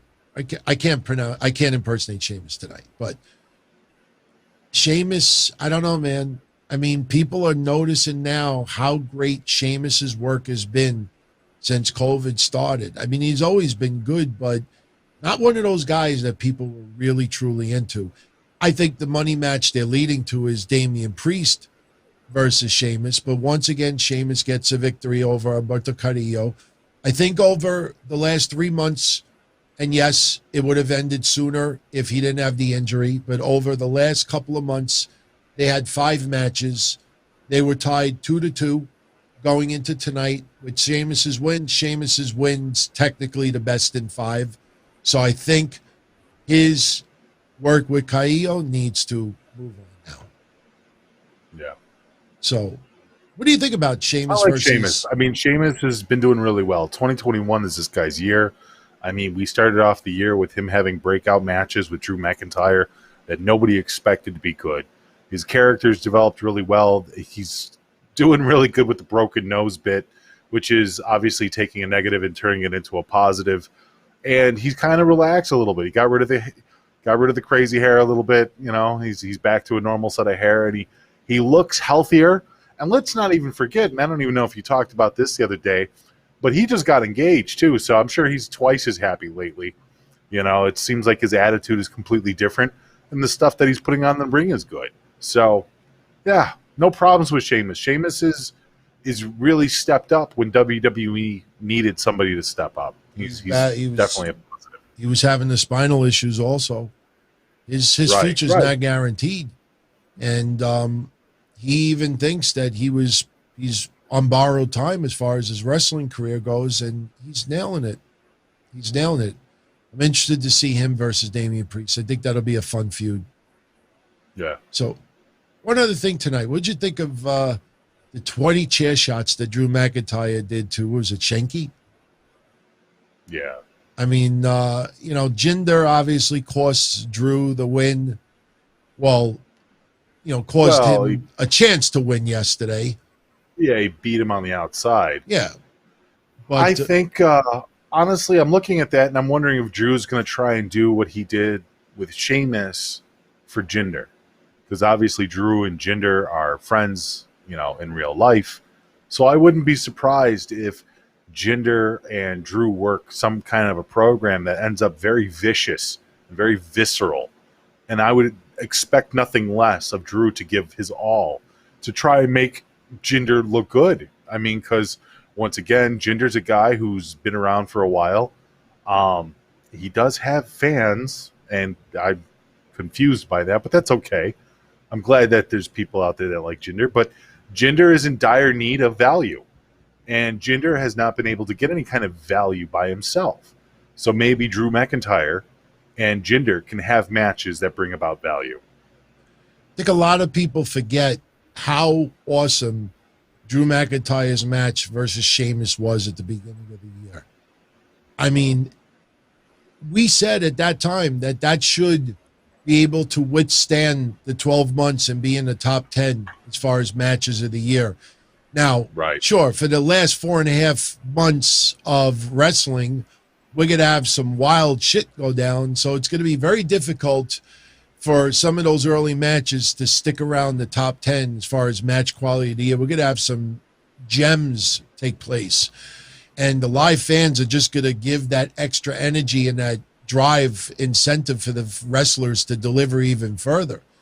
But if people remember how special Drew versus Sheamus was in the beginning of the year, what Mish is saying, I agree with him. I think we could get the repeat with Drew McIntyre and Jinder Mahal. I know Jinder Mahal is not, a lot of people's, cup of tea as far as in the ring, but, they are going to have a feud, so just let it be a good one. Sure. With that said, I think that was Raw tonight. I think we covered everything, man. For people that don't know, I mean, Mish knows this. We went into tonight's Raw knowing that Cena was going to be on. We had no idea who else was going to be on. So there was rumblings that Becky might show up. There was rumors of Goldberg. Then, the show goes on, and then we think, this person's going to show, and then Goldberg does show, and then Keith Lee shows up, and then Becky doesn't show up. Throughout Raw, I must have spent about 2 hours making banners like this. I made banners like that. I turned around and I made it like this. I took one with just Cena and Goldberg, one with just Cena and Keith Lee. I just made different variations because I had no idea who was going to debut, make their returns tonight. So I don't think Becky Lynch was needed tonight. I think her return is going to blow away anything else that goes on during Raw. But it's pretty obvious for people out there that thought that Becky Lynch was going to make a return to SmackDown. I don't see that at all. Sasha Banks returns to SmackDown, and in my opinion, goes up against Bianca. Their rematch from WrestleMania, that goes down at SummerSlam. And on the Raw side, you have at least Charlotte and Becky. So, anyway, you got a few extra minutes? Yeah, let's get some calls. Yeah, if you want, we'll take some calls. Like I said, if anybody wants to call in, we're just pretty much talking about Raw tonight. But again, if you have any feelings on Goldberg's appearance, Karrion Kross, Keith Lee, by all means, speak your mind. But like I said, or thoughts on even Jimmy Uso's situation. Yeah, the Jimmy Uso situation, winning the title. We got into a lot of calls on that yesterday. Nikki A.S.H winning the belt. But just like I said, as far as what we said about Goldberg and Nikki and Karrion Kross, just remember what we said earlier, because, there's no reason for us to repeat the same thing again. But we'll open the phone lines. Now, I really can't put this on the screen because then Mish's head looks all like scrunchy. If you look at that, I mean, I could try to fix it. Let me see if I can. It's not. Well, no, I don't think it's really going to let me fix it. I'm going to start like messing it up over here. Oh, you know what? Let me just try one more thing. Let me try something. Let me see if this does anything. No, it doesn't. So what we'll do is, you got the phone number there, 225-366. Oh, you know what? I got a better idea. I got a much better idea. Let's go back over here since we look a little bit normal. And I will put up this. Well, that's too small. Yeah, you could cover my face. We could just use the toll-free number for tonight, 833-DON-VMVM, which is 833-366-8686. If you have something specific that you want to get into, you could call in. We'll take calls for a few minutes. If you could be as brief as possible so we could get through as many as we can. I'm going to take the Do Not Disturb off. And good evening, New York. You're on. Who's this? Hey, this is Brandon from New York. Hey, Brandon. What's on your mind? What would you do with the whole Jimmy Uso situation? How would you handle it from a story standpoint moving forward? Mish, what would you do? I think they're already proving that. I think that the story's going on no matter what. The problem is Jimmy Uso ran into, obviously, his trouble, his fourth DUI. In the middle of WWE coming back, or this big plan for, like Symphony talked about, going back home. So I don't think on screen anything is going to change. I think they're going to keep Jimmy Uso together. They're going to still work with the tribe. Everything is going to go forward with that. But behind the scenes, I wouldn't be surprised if he got fucking yelled at, like absolutely just dismantled. I wouldn't be surprised if the move from Naomi from Raw to SmackDown has something to do with maybe taking care of Jimmy. I wouldn't be surprised if he's probably doing some kind of a rehab that's not being talked about because it is a private thing. But I mean, they had a lot of plans, and to just completely disrupt those plans because he, again, made a mistake. Now, I understand a lot of people are like, well, even in even in sports, wrestlers get fined and everything else like that. Wrestling is different because everything is based upon scripts. It's thought months ahead. So I don't necessarily think that, he's getting away with it. And I know a lot of people think like, oh my God, WWE doesn't even care. He's getting away with it. Like, they gave him the titles again. And I don't know, man. I just have a feeling like behind the scenes, there is a lot of scrutiny on his career right now. And I would not be surprised if wherever he goes, his head is hanging low. He's not in a good place, especially to be underneath his fourth DUI. You know what I mean? Yeah. Yep, absolutely. And to your point, it may not even be our business, meaning if they handle it, behind closed doors, let that be the case. That's a very good point you bring, Mish, because I was talking yesterday about Naomi. I said, it'd be interesting if they incorporate her in the storyline with the family and, the whole Usos and Roman. But, the idea of Naomi being by Jimmy's side, especially now they're on the road. They're touring. So, I personally, I think Florida should have taken away his driver's license. And I agree with that. Yeah, I don't. I mean, come on, if he was a normal person, DT, if he was anybody like us, after the third one, he would have lost his license by now. I've been an insurance broker since '98, and I know people who have lost their license after the second DUI. And no way Jimmy Uso is going to offer up his license like, all right, I'm not going to drive. Here's the keys, you drive. It doesn't work that way. But I do like your idea that, the possibility that he is doing some form of rehab right now, and he has Naomi by his side. And, this is probably his last shot in WWE. I wouldn't be surprised if they threatened to fire him, but, he's working through this. And what are we going to do?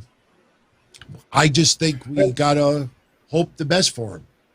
And then real quick, just to add on to that, Charlie asks, why would they bother to do an intervention? And I mean, you got to realize how many Samoans are still attached to wrestling. Everybody was getting hit. Rikishi was getting hit. Roman was getting hit. Like, this was absolutely news. I mean, obviously TMZ ran with it, and it started hitting more than just the wrestling news sites. When it starts circling around the entertainment sites, you have a problem. You have an issue. So WWE isn't oblivious to this.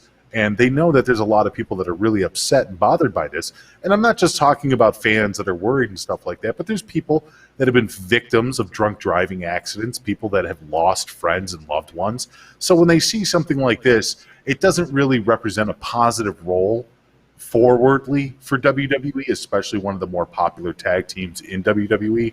So I'd like to believe that with that knowledge and WWE being very forthcoming about their rehabilitation programs, about sending people to rehab on their dime, that Jimmy's in the same boat and Jimmy is getting help that he absolutely needs. Yeah, absolutely.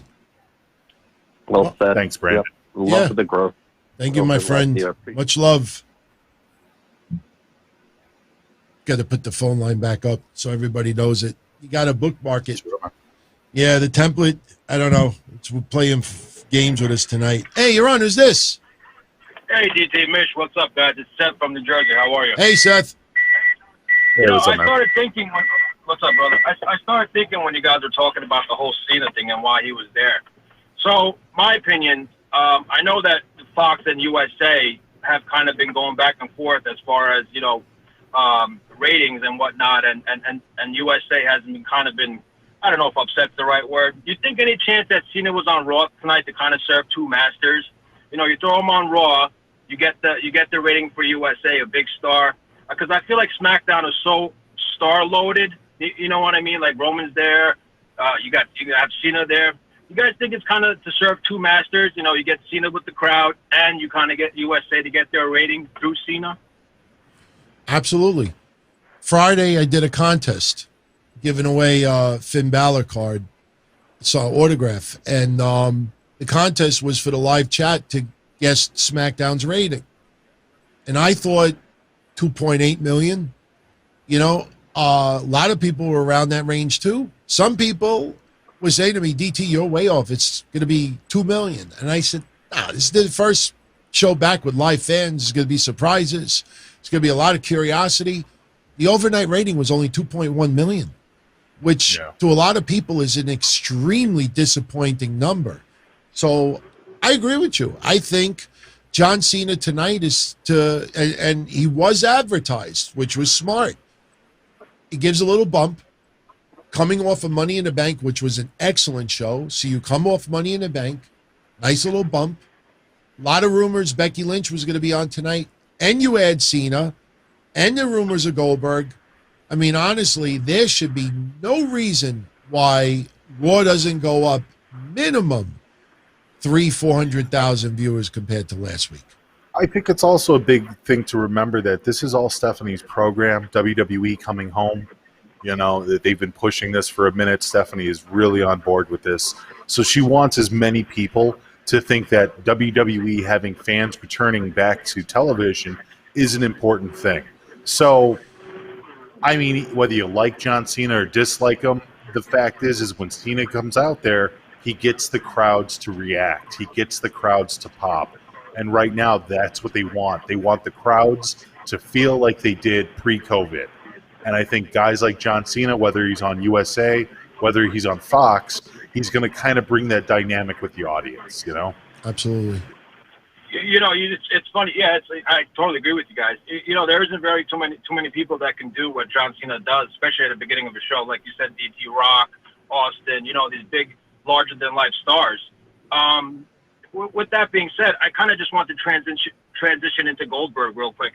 When Goldberg comes out, man, I don't know if it's just me. It's, just like I kind of get the feeling like he's there for a paycheck. You know what I mean? You throw the guy right into the title picture.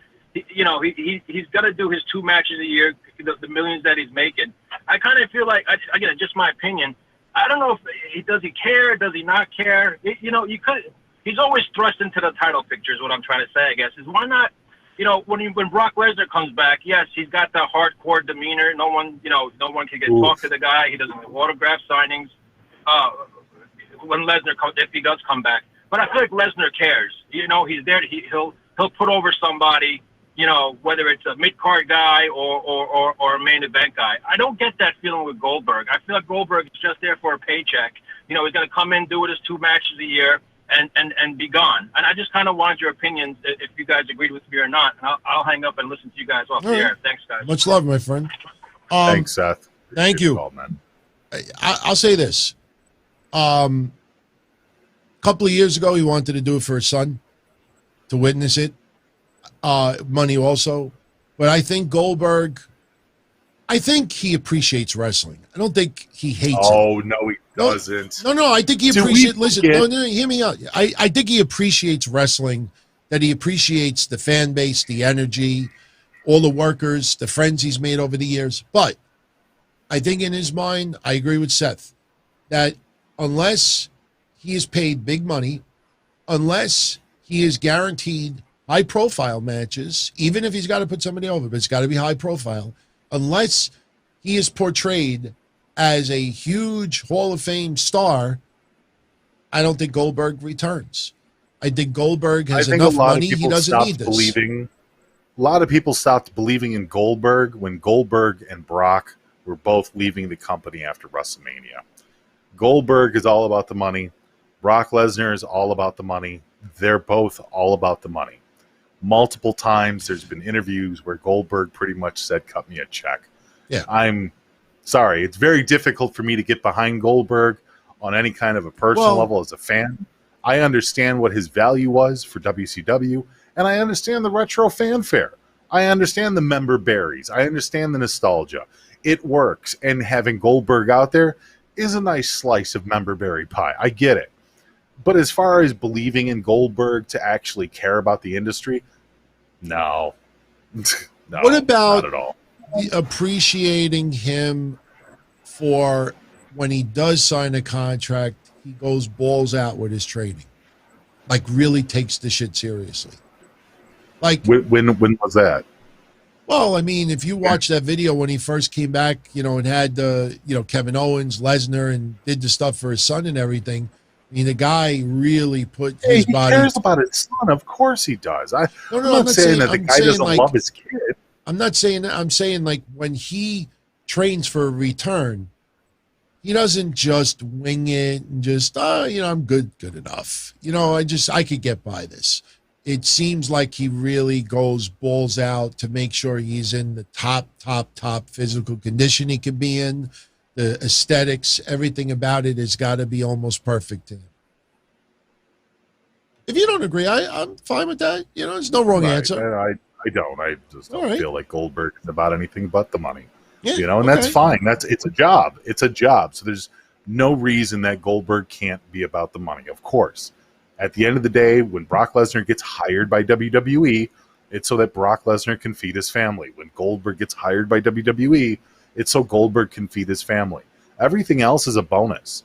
Him coming out there and shaking the fans' hands and doing signings and autographs and stuff like that. Yeah, he gets paid for that too, but it's just a bonus. You know what I mean? Okay. All right. Let's take another call. Good evening. You're on. Who's this? This is the one and only Joe Punches. Ha ha! What's going on, Joe? Up, my brother. How you doing, bro, man? What's up, Joe? I'm looking forward to you talking about that. I'm glad to be a long-time listener, first time on the live show. I've had a long weekend in sunny. I'm sorry. I had a long sunny weekend. I apologize for that, and to Mish as well. My thing. Hey, your food processor's on the way, Joe. Thank you, Mish. Just a quick thing for you, DT. I'm not saying my pain for Karrion Kross tonight is your fault, but it's your fault. Main thing is my following for Karrion Kross, a.k.a. Killer Kross, wouldn't have started without you. And I'm not going to throw Kevin under a bus either because he's a friend of Killer Kross as well. But you guys, years and years ago, have been talking about him.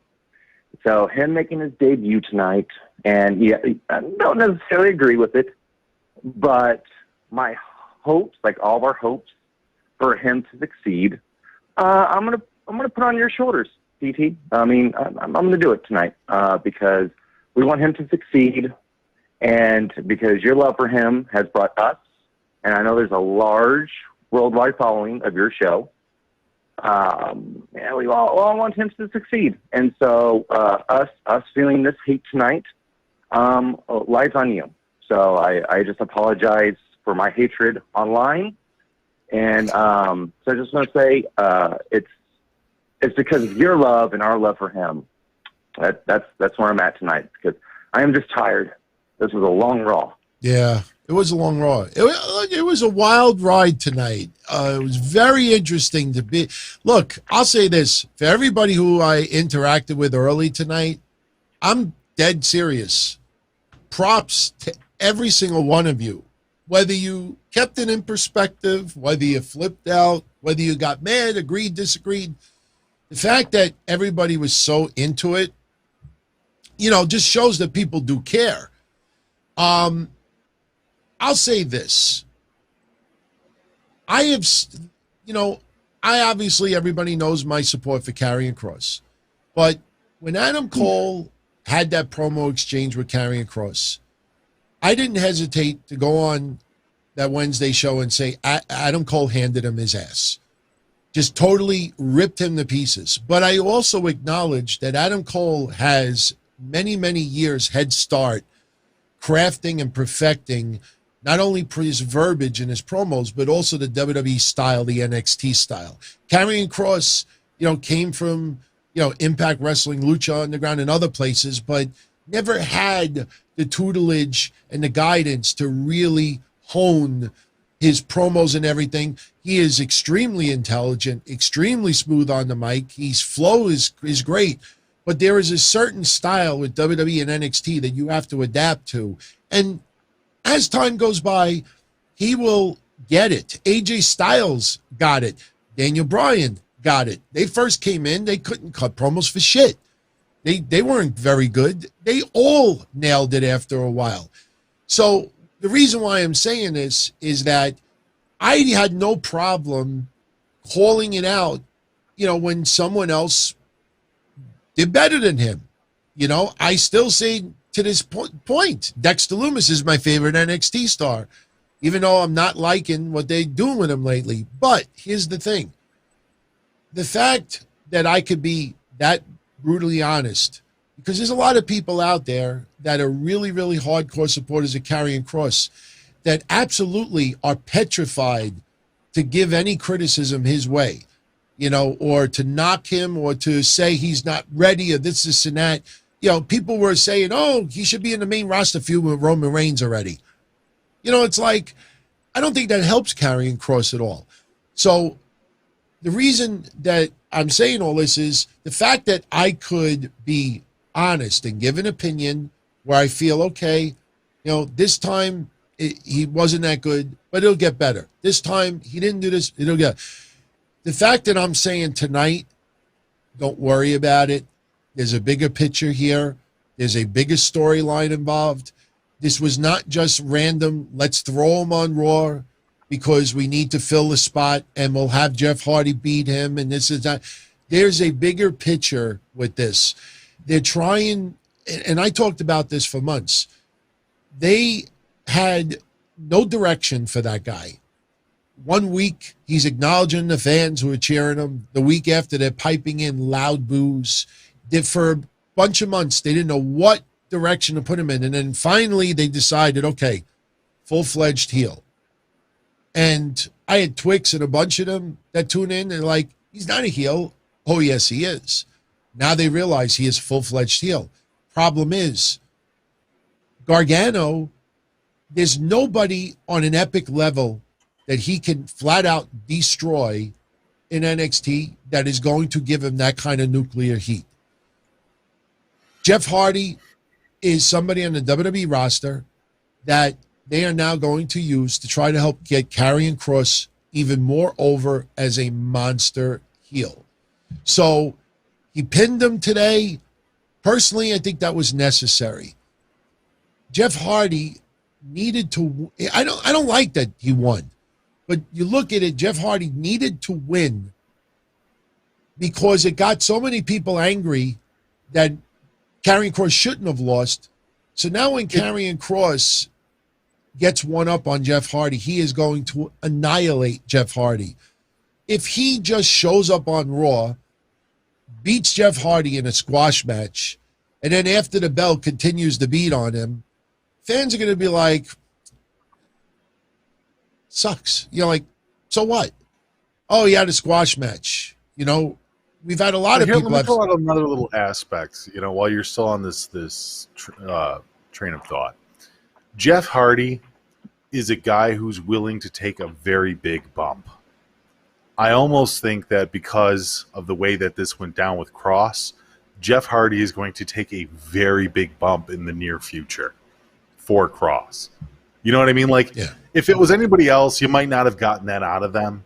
And, I mean, if you want to sit there and start playing devil's advocate and looking a few moves ahead, Jeff Hardy's a guy, and maybe he even likes Kross. I don't even know what the relationship is, if they know each other or whatever, but Jeff Hardy's a guy who's willing to make somebody look really fucking good.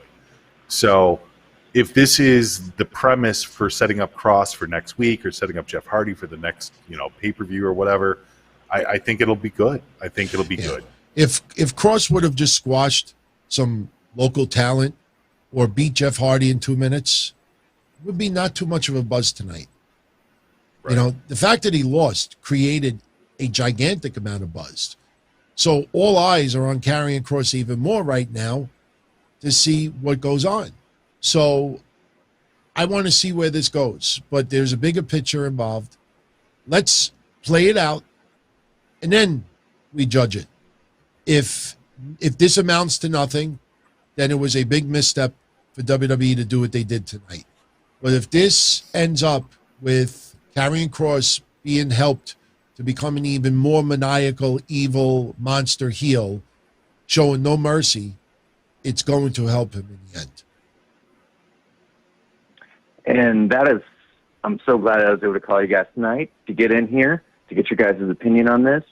And if me calling in gets us over that 20K mark, you guys listening right now, hit the like button. Let's get us over 20,000. You can thank me later. I love both of you guys. I listen to you guys hourly throughout the week. It helps me get through work.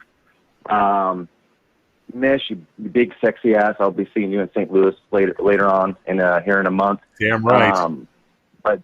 But DT, Mish, I just want to say, first half Raw I loved. Second half kind of faltered off for me.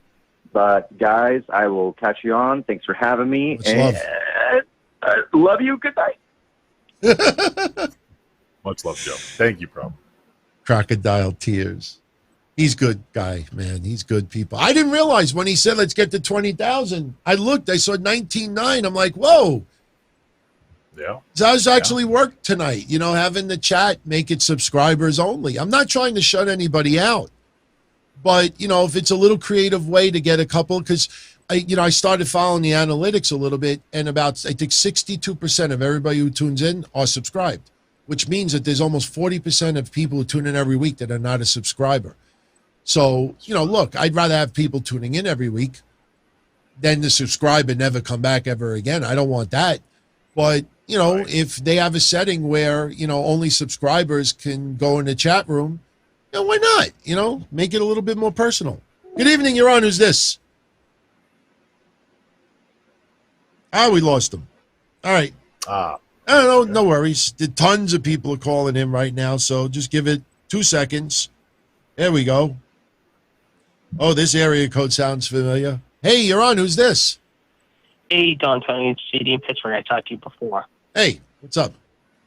Nothing. First off, I gotta say how I am glad that conniving little clown, that blonde-ass bitch bimbo, Charlotte Flair, finally got what was coming to her tonight, however. And Nikki A.S.H cashing in was priceless. Priceless. It was good to see that happen. As far as idiots go, it was a hit and miss show tonight. There were some good things about the thing I liked. It was okay for the most part, but yeah, let's find a way to bury Karrion Kross the first night in. I did not get that at all. That was absolutely stupid. And what was even more stupid is you bury Keith Lee in his hometown against Bobby Lashley. What the hell was up with that shit? More I think about it tonight, I want to see Keith Lee align with Bobby Lashley and MVP. I think it's needed. I think if Keith Lee ends up, they start reforming some version of the Hurt Business, I think that would give him some immediate momentum. I could see Keith Lee feuding with, they're not going to do so many singles matches, but I could see him going up against Riddle. I could see him going up against a couple of baby faces. It's nice to see him back. There's going to be some things that'll come out about him that I think will draw even more appreciation towards him. But yeah, I agree with you. It was disappointing. I wish it was someone else who have faced Bobby Lashley tonight. Hell, I would have been happy with Bobby Lashley taking on Jeff Hardy. Yeah. Yeah. I'll say this about Karrion Kross that I haven't said earlier. If there's one consolation about this, Karrion Kross should feel pretty good today to see that many people pissed off. You know what I mean? Because there was a lot of aura over the last couple of weeks that a lot of people were like, how come so many people hate Karrion Kross? Like, I don't see that, but I do see people that don't particularly see like what's so special about him. But tonight, the level of anger, it's not Jeff Hardy's fault, but the level of concern and anger and disappointment with him losing tonight, it's actually pretty cool to see that many. Imagine if he lost tonight and be only a few people talking about it. So many people are talking about it. That's a cool thing. Yeah, but they made him lose on his birthday, which just didn't make sense. But speaking of another idiot, can they please get rid of this whole Eva Maria Doudrop thing? This thing is absolutely stupid beyond words. Stupid. I think it's pretty safe to say that Eva Marie was not brought in to wrestle on any consistent basis. A little dewdrop here, a little dewdrop there. Dewdrop will break away from Eva Marie soon. I think what'll start happening is Eva Marie will start getting nastier towards Dewdrop. Now because this was the first live Raw since March of last year. So now we need Eva Marie to be the nasty bitch to Dewdrop in front of live fans. This way, when the live fans start getting behind Dewdrop a little bit, and the storyline will be, get the courage, say no, get in her face, talk back, do not listen to her. And then when she does it, everybody will pop. The only thing is, and then what with Eva Marie? I don't think Eva Marie's in there for the long haul. I wouldn't be surprised if she only has like a 6-month deal or a 1-year deal at the most. I don't think Eva Marie's contract is a long deal at all. No, I don't think so either. Yeah. When do you think we're going to see Becky Lynch return? I think next week. It's got to be next week or the week after. It has to. The fans are now chanting it. You know, the storyline obviously is leading to Charlotte versus Becky. You know, I think it's got to be next week or the week after. What do you think, Mish? Yeah, probably. I mean, either that or you think they might save her for SummerSlam? No, she's going to have a first match at SummerSlam, but they got to bring her back a few weeks earlier to set up the storyline. Yeah. They can always do vignettes. They can always do a setup for it. They don't necessarily have to have her back right away. That's true. She could do the big reveal at SummerSlam. I mean, obviously, you could talk about her beforehand. I mean, that's what I'm saying. Is like, it doesn't necessarily require her to be there. Yeah. You know, it could be the setup, and then obviously people will tune into SummerSlam just to see Becky return too. You know what? That's pretty smart of you. The more I think about that, the more that makes more sense. You could have Sonya Deville and Adam Pearce come out and say to Charlotte that, you know, your next opponent at SummerSlam is going to be, and announce Becky Lynch's name. We don't see Becky. We don't hear the music, but we know that Becky Lynch's return will be at SummerSlam. This way, when she comes out for that match, that arena, that stadium will erupt. I mean, they pop now. I mean, could you imagine if her first visual is seeing her at SummerSlam? Yeah, Mish, that makes a hell of a lot of sense. So I take back what I said. I think I'm in agreement with Mish. I think she should make her first appearance at SummerSlam. Yep. And finally, I just got to say, get rid of the 24/7 title, please. The hijinks and the stupidity is beyond ridiculous. We saw it happen Tiny Federal. Just please put an end to this once and for all. It's run its course. It's not funny. I know a lot of fans haven't seen the goofy chasing in a year and a half up close and personal, but now you got Reginald holding it. You know, it's jumped the shark many times over. Get rid of it. I'm not into it at all anymore. Even if somebody I really liked won it, I'm just get rid of that time. It's a joke. It's ridiculous. Yep. All right, my friend. Right. Have a good one. Guys. Be well. Okay. Bye. All right. We're at 2:17. Should we call it, Mish, or you want to go 10 more minutes? I'm cool either way. Let's go. All right, let's go 10 more minutes. Good evening. You're on. Who's this? Yo, it's Dave Peralta. What's good? Hey, what's going on, man? What's going on, Dick? I'm doing all right, man. How you doing? Pretty good. I saw the clip on what's going on with Raw. I saw the whole situation with Karrion Kross and Jeff Hardy. I'll say this: I'm happy that Kross is on the mainstream at least. But he's always been mainstream. But for him to lose to Jeff Hardy like that, I just thought it was like a complete disaster.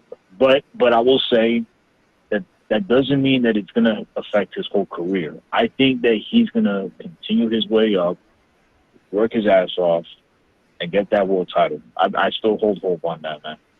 I still hold on my hope. Yeah.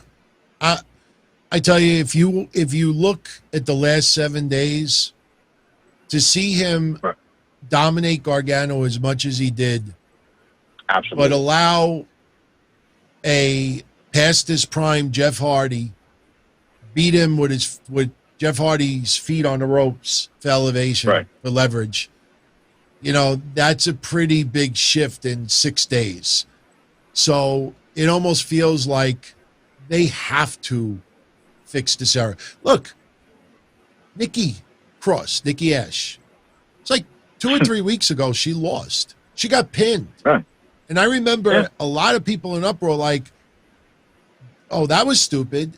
And it felt almost like WWE was like, oh, shit, we fucked up. And then she hasn't lost since. You know, she won the match the week after. She won the match going into the pay-per-view. She won the briefcase, and she won tonight. So after that one loss, it seemed like WWE fixed the mistake. Now let's see if they fix this mistake with the match with Jeff Hardy. So yeah, let me ask you a question. Let me ask you a real quick question, Dick. How would you have booked this Kross debut? with Jeff Hardy? How would you like? Because we're always talking about different ways that this should have went down tonight. What would you have done different? Wow. Well, I would just build it up at first. Like, if you're gonna say that Kross is showing up, because like, is he really on the main roster or is he still at NXT? Because it looks like he still has to be at NXT since he's the world champion. Right. Yeah, I mean, having someone from NXT make an appearance once in a while is a little old school. It's a showcase someone. I mean, WWE has done that in the past. I do not, think he is full-time main roster now. They're obviously going to fulfill still storylines going on. He's still got to have a little feud with Samoa Joe. This was to introduce him to the universe. Not a great introduction, but he's still NXT roster, still NXT. Yeah, for sure. Right, because like what I would do is see what they've done. They put up a pretty good performance, but I just wish that if Jeff and Kross performed like for another couple more minutes, then that's when people will start to become more interested in Karrion Kross, saying like, oh, that he's like a really dominant, fierce-looking wrestler that people are going to start to like or hate, but respect his talent and stuff. Yeah. As far as like Scarlett's concerned, I believe that I might be wrong on this, but this is just my little speculation.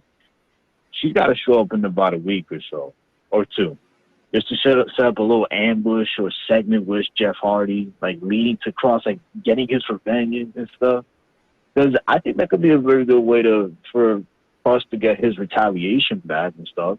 Saying like, hey, you try to screw me, I'm going to get you back even harder.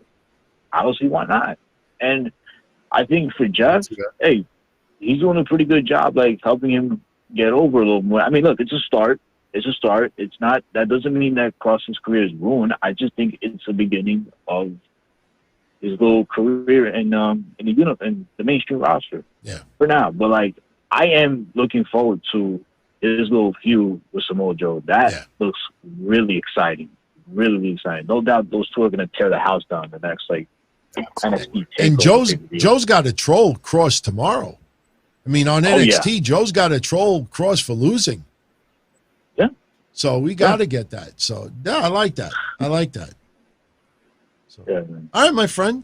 Have a great night. Thanks for calling in. You too. All right, be well. Take care. Thanks, Matt. I was thinking of something that he said, something you said also.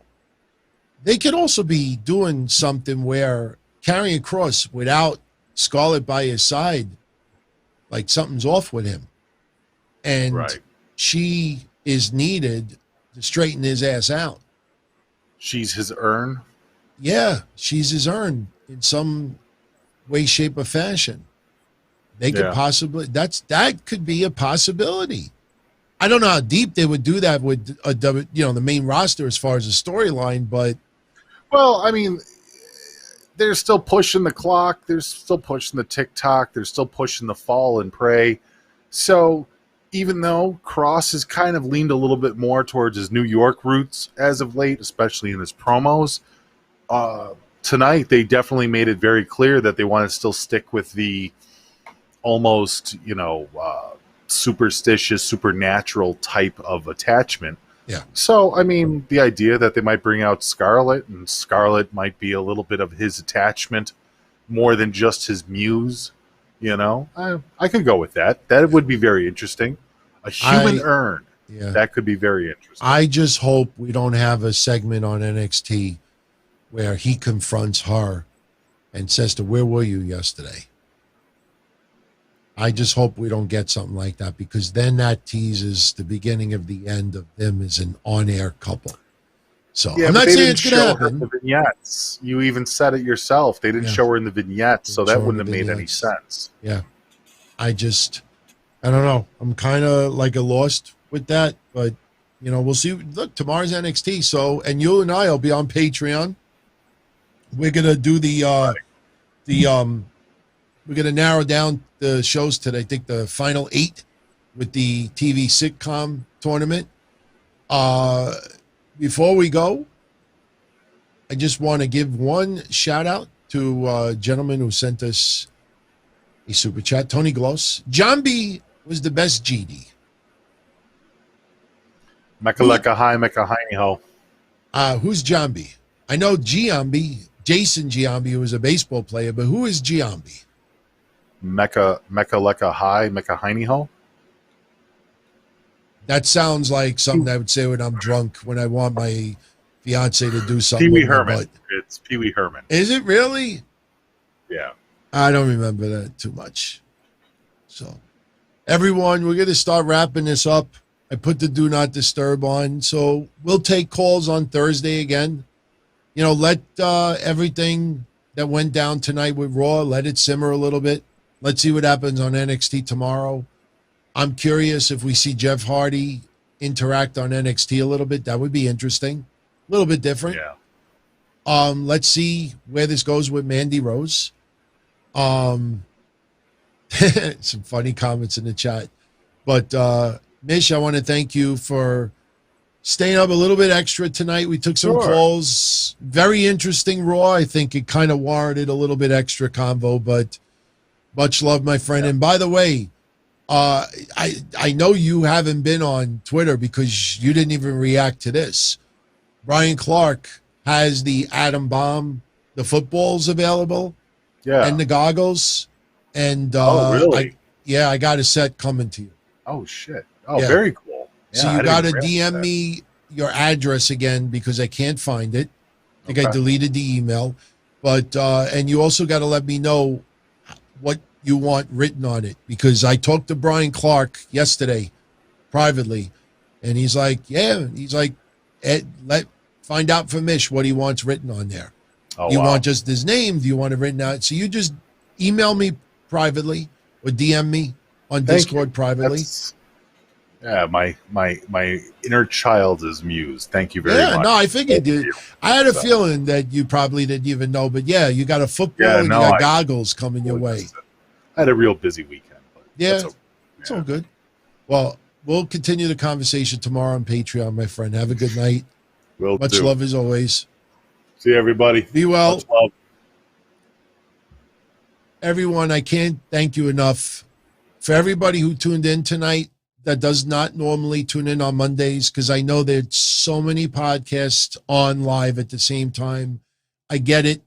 You know, you enjoy a lot of shows out there. The fact that you hung out with us and hung out for almost the entire show. I mean, we're at 2.5 hours. So I can't thank you enough for the support. Thank you as always. I kind of like the way the chat went tonight with subscribers only. We got to 19,900. I know I'm pointing at a clock right now, but I know it'll go to night. There we go, 1990. So we're this close of hitting 20,000. We have to do something fun. So we'll start working on it since we're now this close from there. But everyone on the way out, if you haven't done it already, I would greatly appreciate it if you would smash that like button, like, share, subscribe. And I will be back Wednesday after AEW Dynamite. If you are part of our Patreon family, you'll have us tomorrow night, 10:05 p.m., right after NXT on Discord. And make sure you check out the community section over here, because I started putting up Discord invites. So if you want to be part of our brand new Discord channel that is just for our YouTube family, sign up. I think we got about 200 people already signed up there. And we haven't really officially launched it yet either. So sign up, hang out with us, and that's it. So everyone, much love. I'm glad we got the Streamlabs stuff done. Let me know what you think of that. Honestly, post it in the comment section, because I'm going to be adding a lot of fun stuff to that if you all got a kick out of it. Those are audio only. I don't know how much they liked hearing this all night long, but I thank you all for the support. Much love, everybody. And yes, Chris, if you don't like the show, give it a thumbs down, as long as you interact. That's the most important thing here. So everyone have a great night, and I am out of here. Ciao, everybody. As far back as I can remember, I always wanted to be a podcaster. For me to live any other way was nuts. To me, those goody-good people who worked shitty jobs for bum paychecks and took the subway to work every day and worried about their bills were dead. I mean, they were suckers. They had no balls. If I wanted something, I just took it. I ran everything. I paid the bills. I paid the host. I even paid the masked maniac. Everybody had their hands out. Everything was for the taking. We always called each other good fellas. You would always hear from somebody. You're gonna like Don Tony. He's all right. He's a good fella. He's one of us. But if you're part of my crew, nobody ever tells you they're gonna get rid of you. It doesn't happen that way. There weren't any arguments or curses like in the movies. See, your haters come with smiles. They come as your friends, the people who've claimed they care the most for your life. And now that's all over. And that's the best part. Today everything is different. There's lots of action. I don't have to wait around for everything like everyone else. Oh, I didn't get the vaccine? Fuck you, vaccine me. Oh, your delivery guy has COVID? Fuck you, feed me. Right after I moved here, I ordered egg noodles and ketchup, and I got spaghetti with meat sauce. I'm no longer an average nobody, while they get to live the rest of their lives like a bunch of schnooks.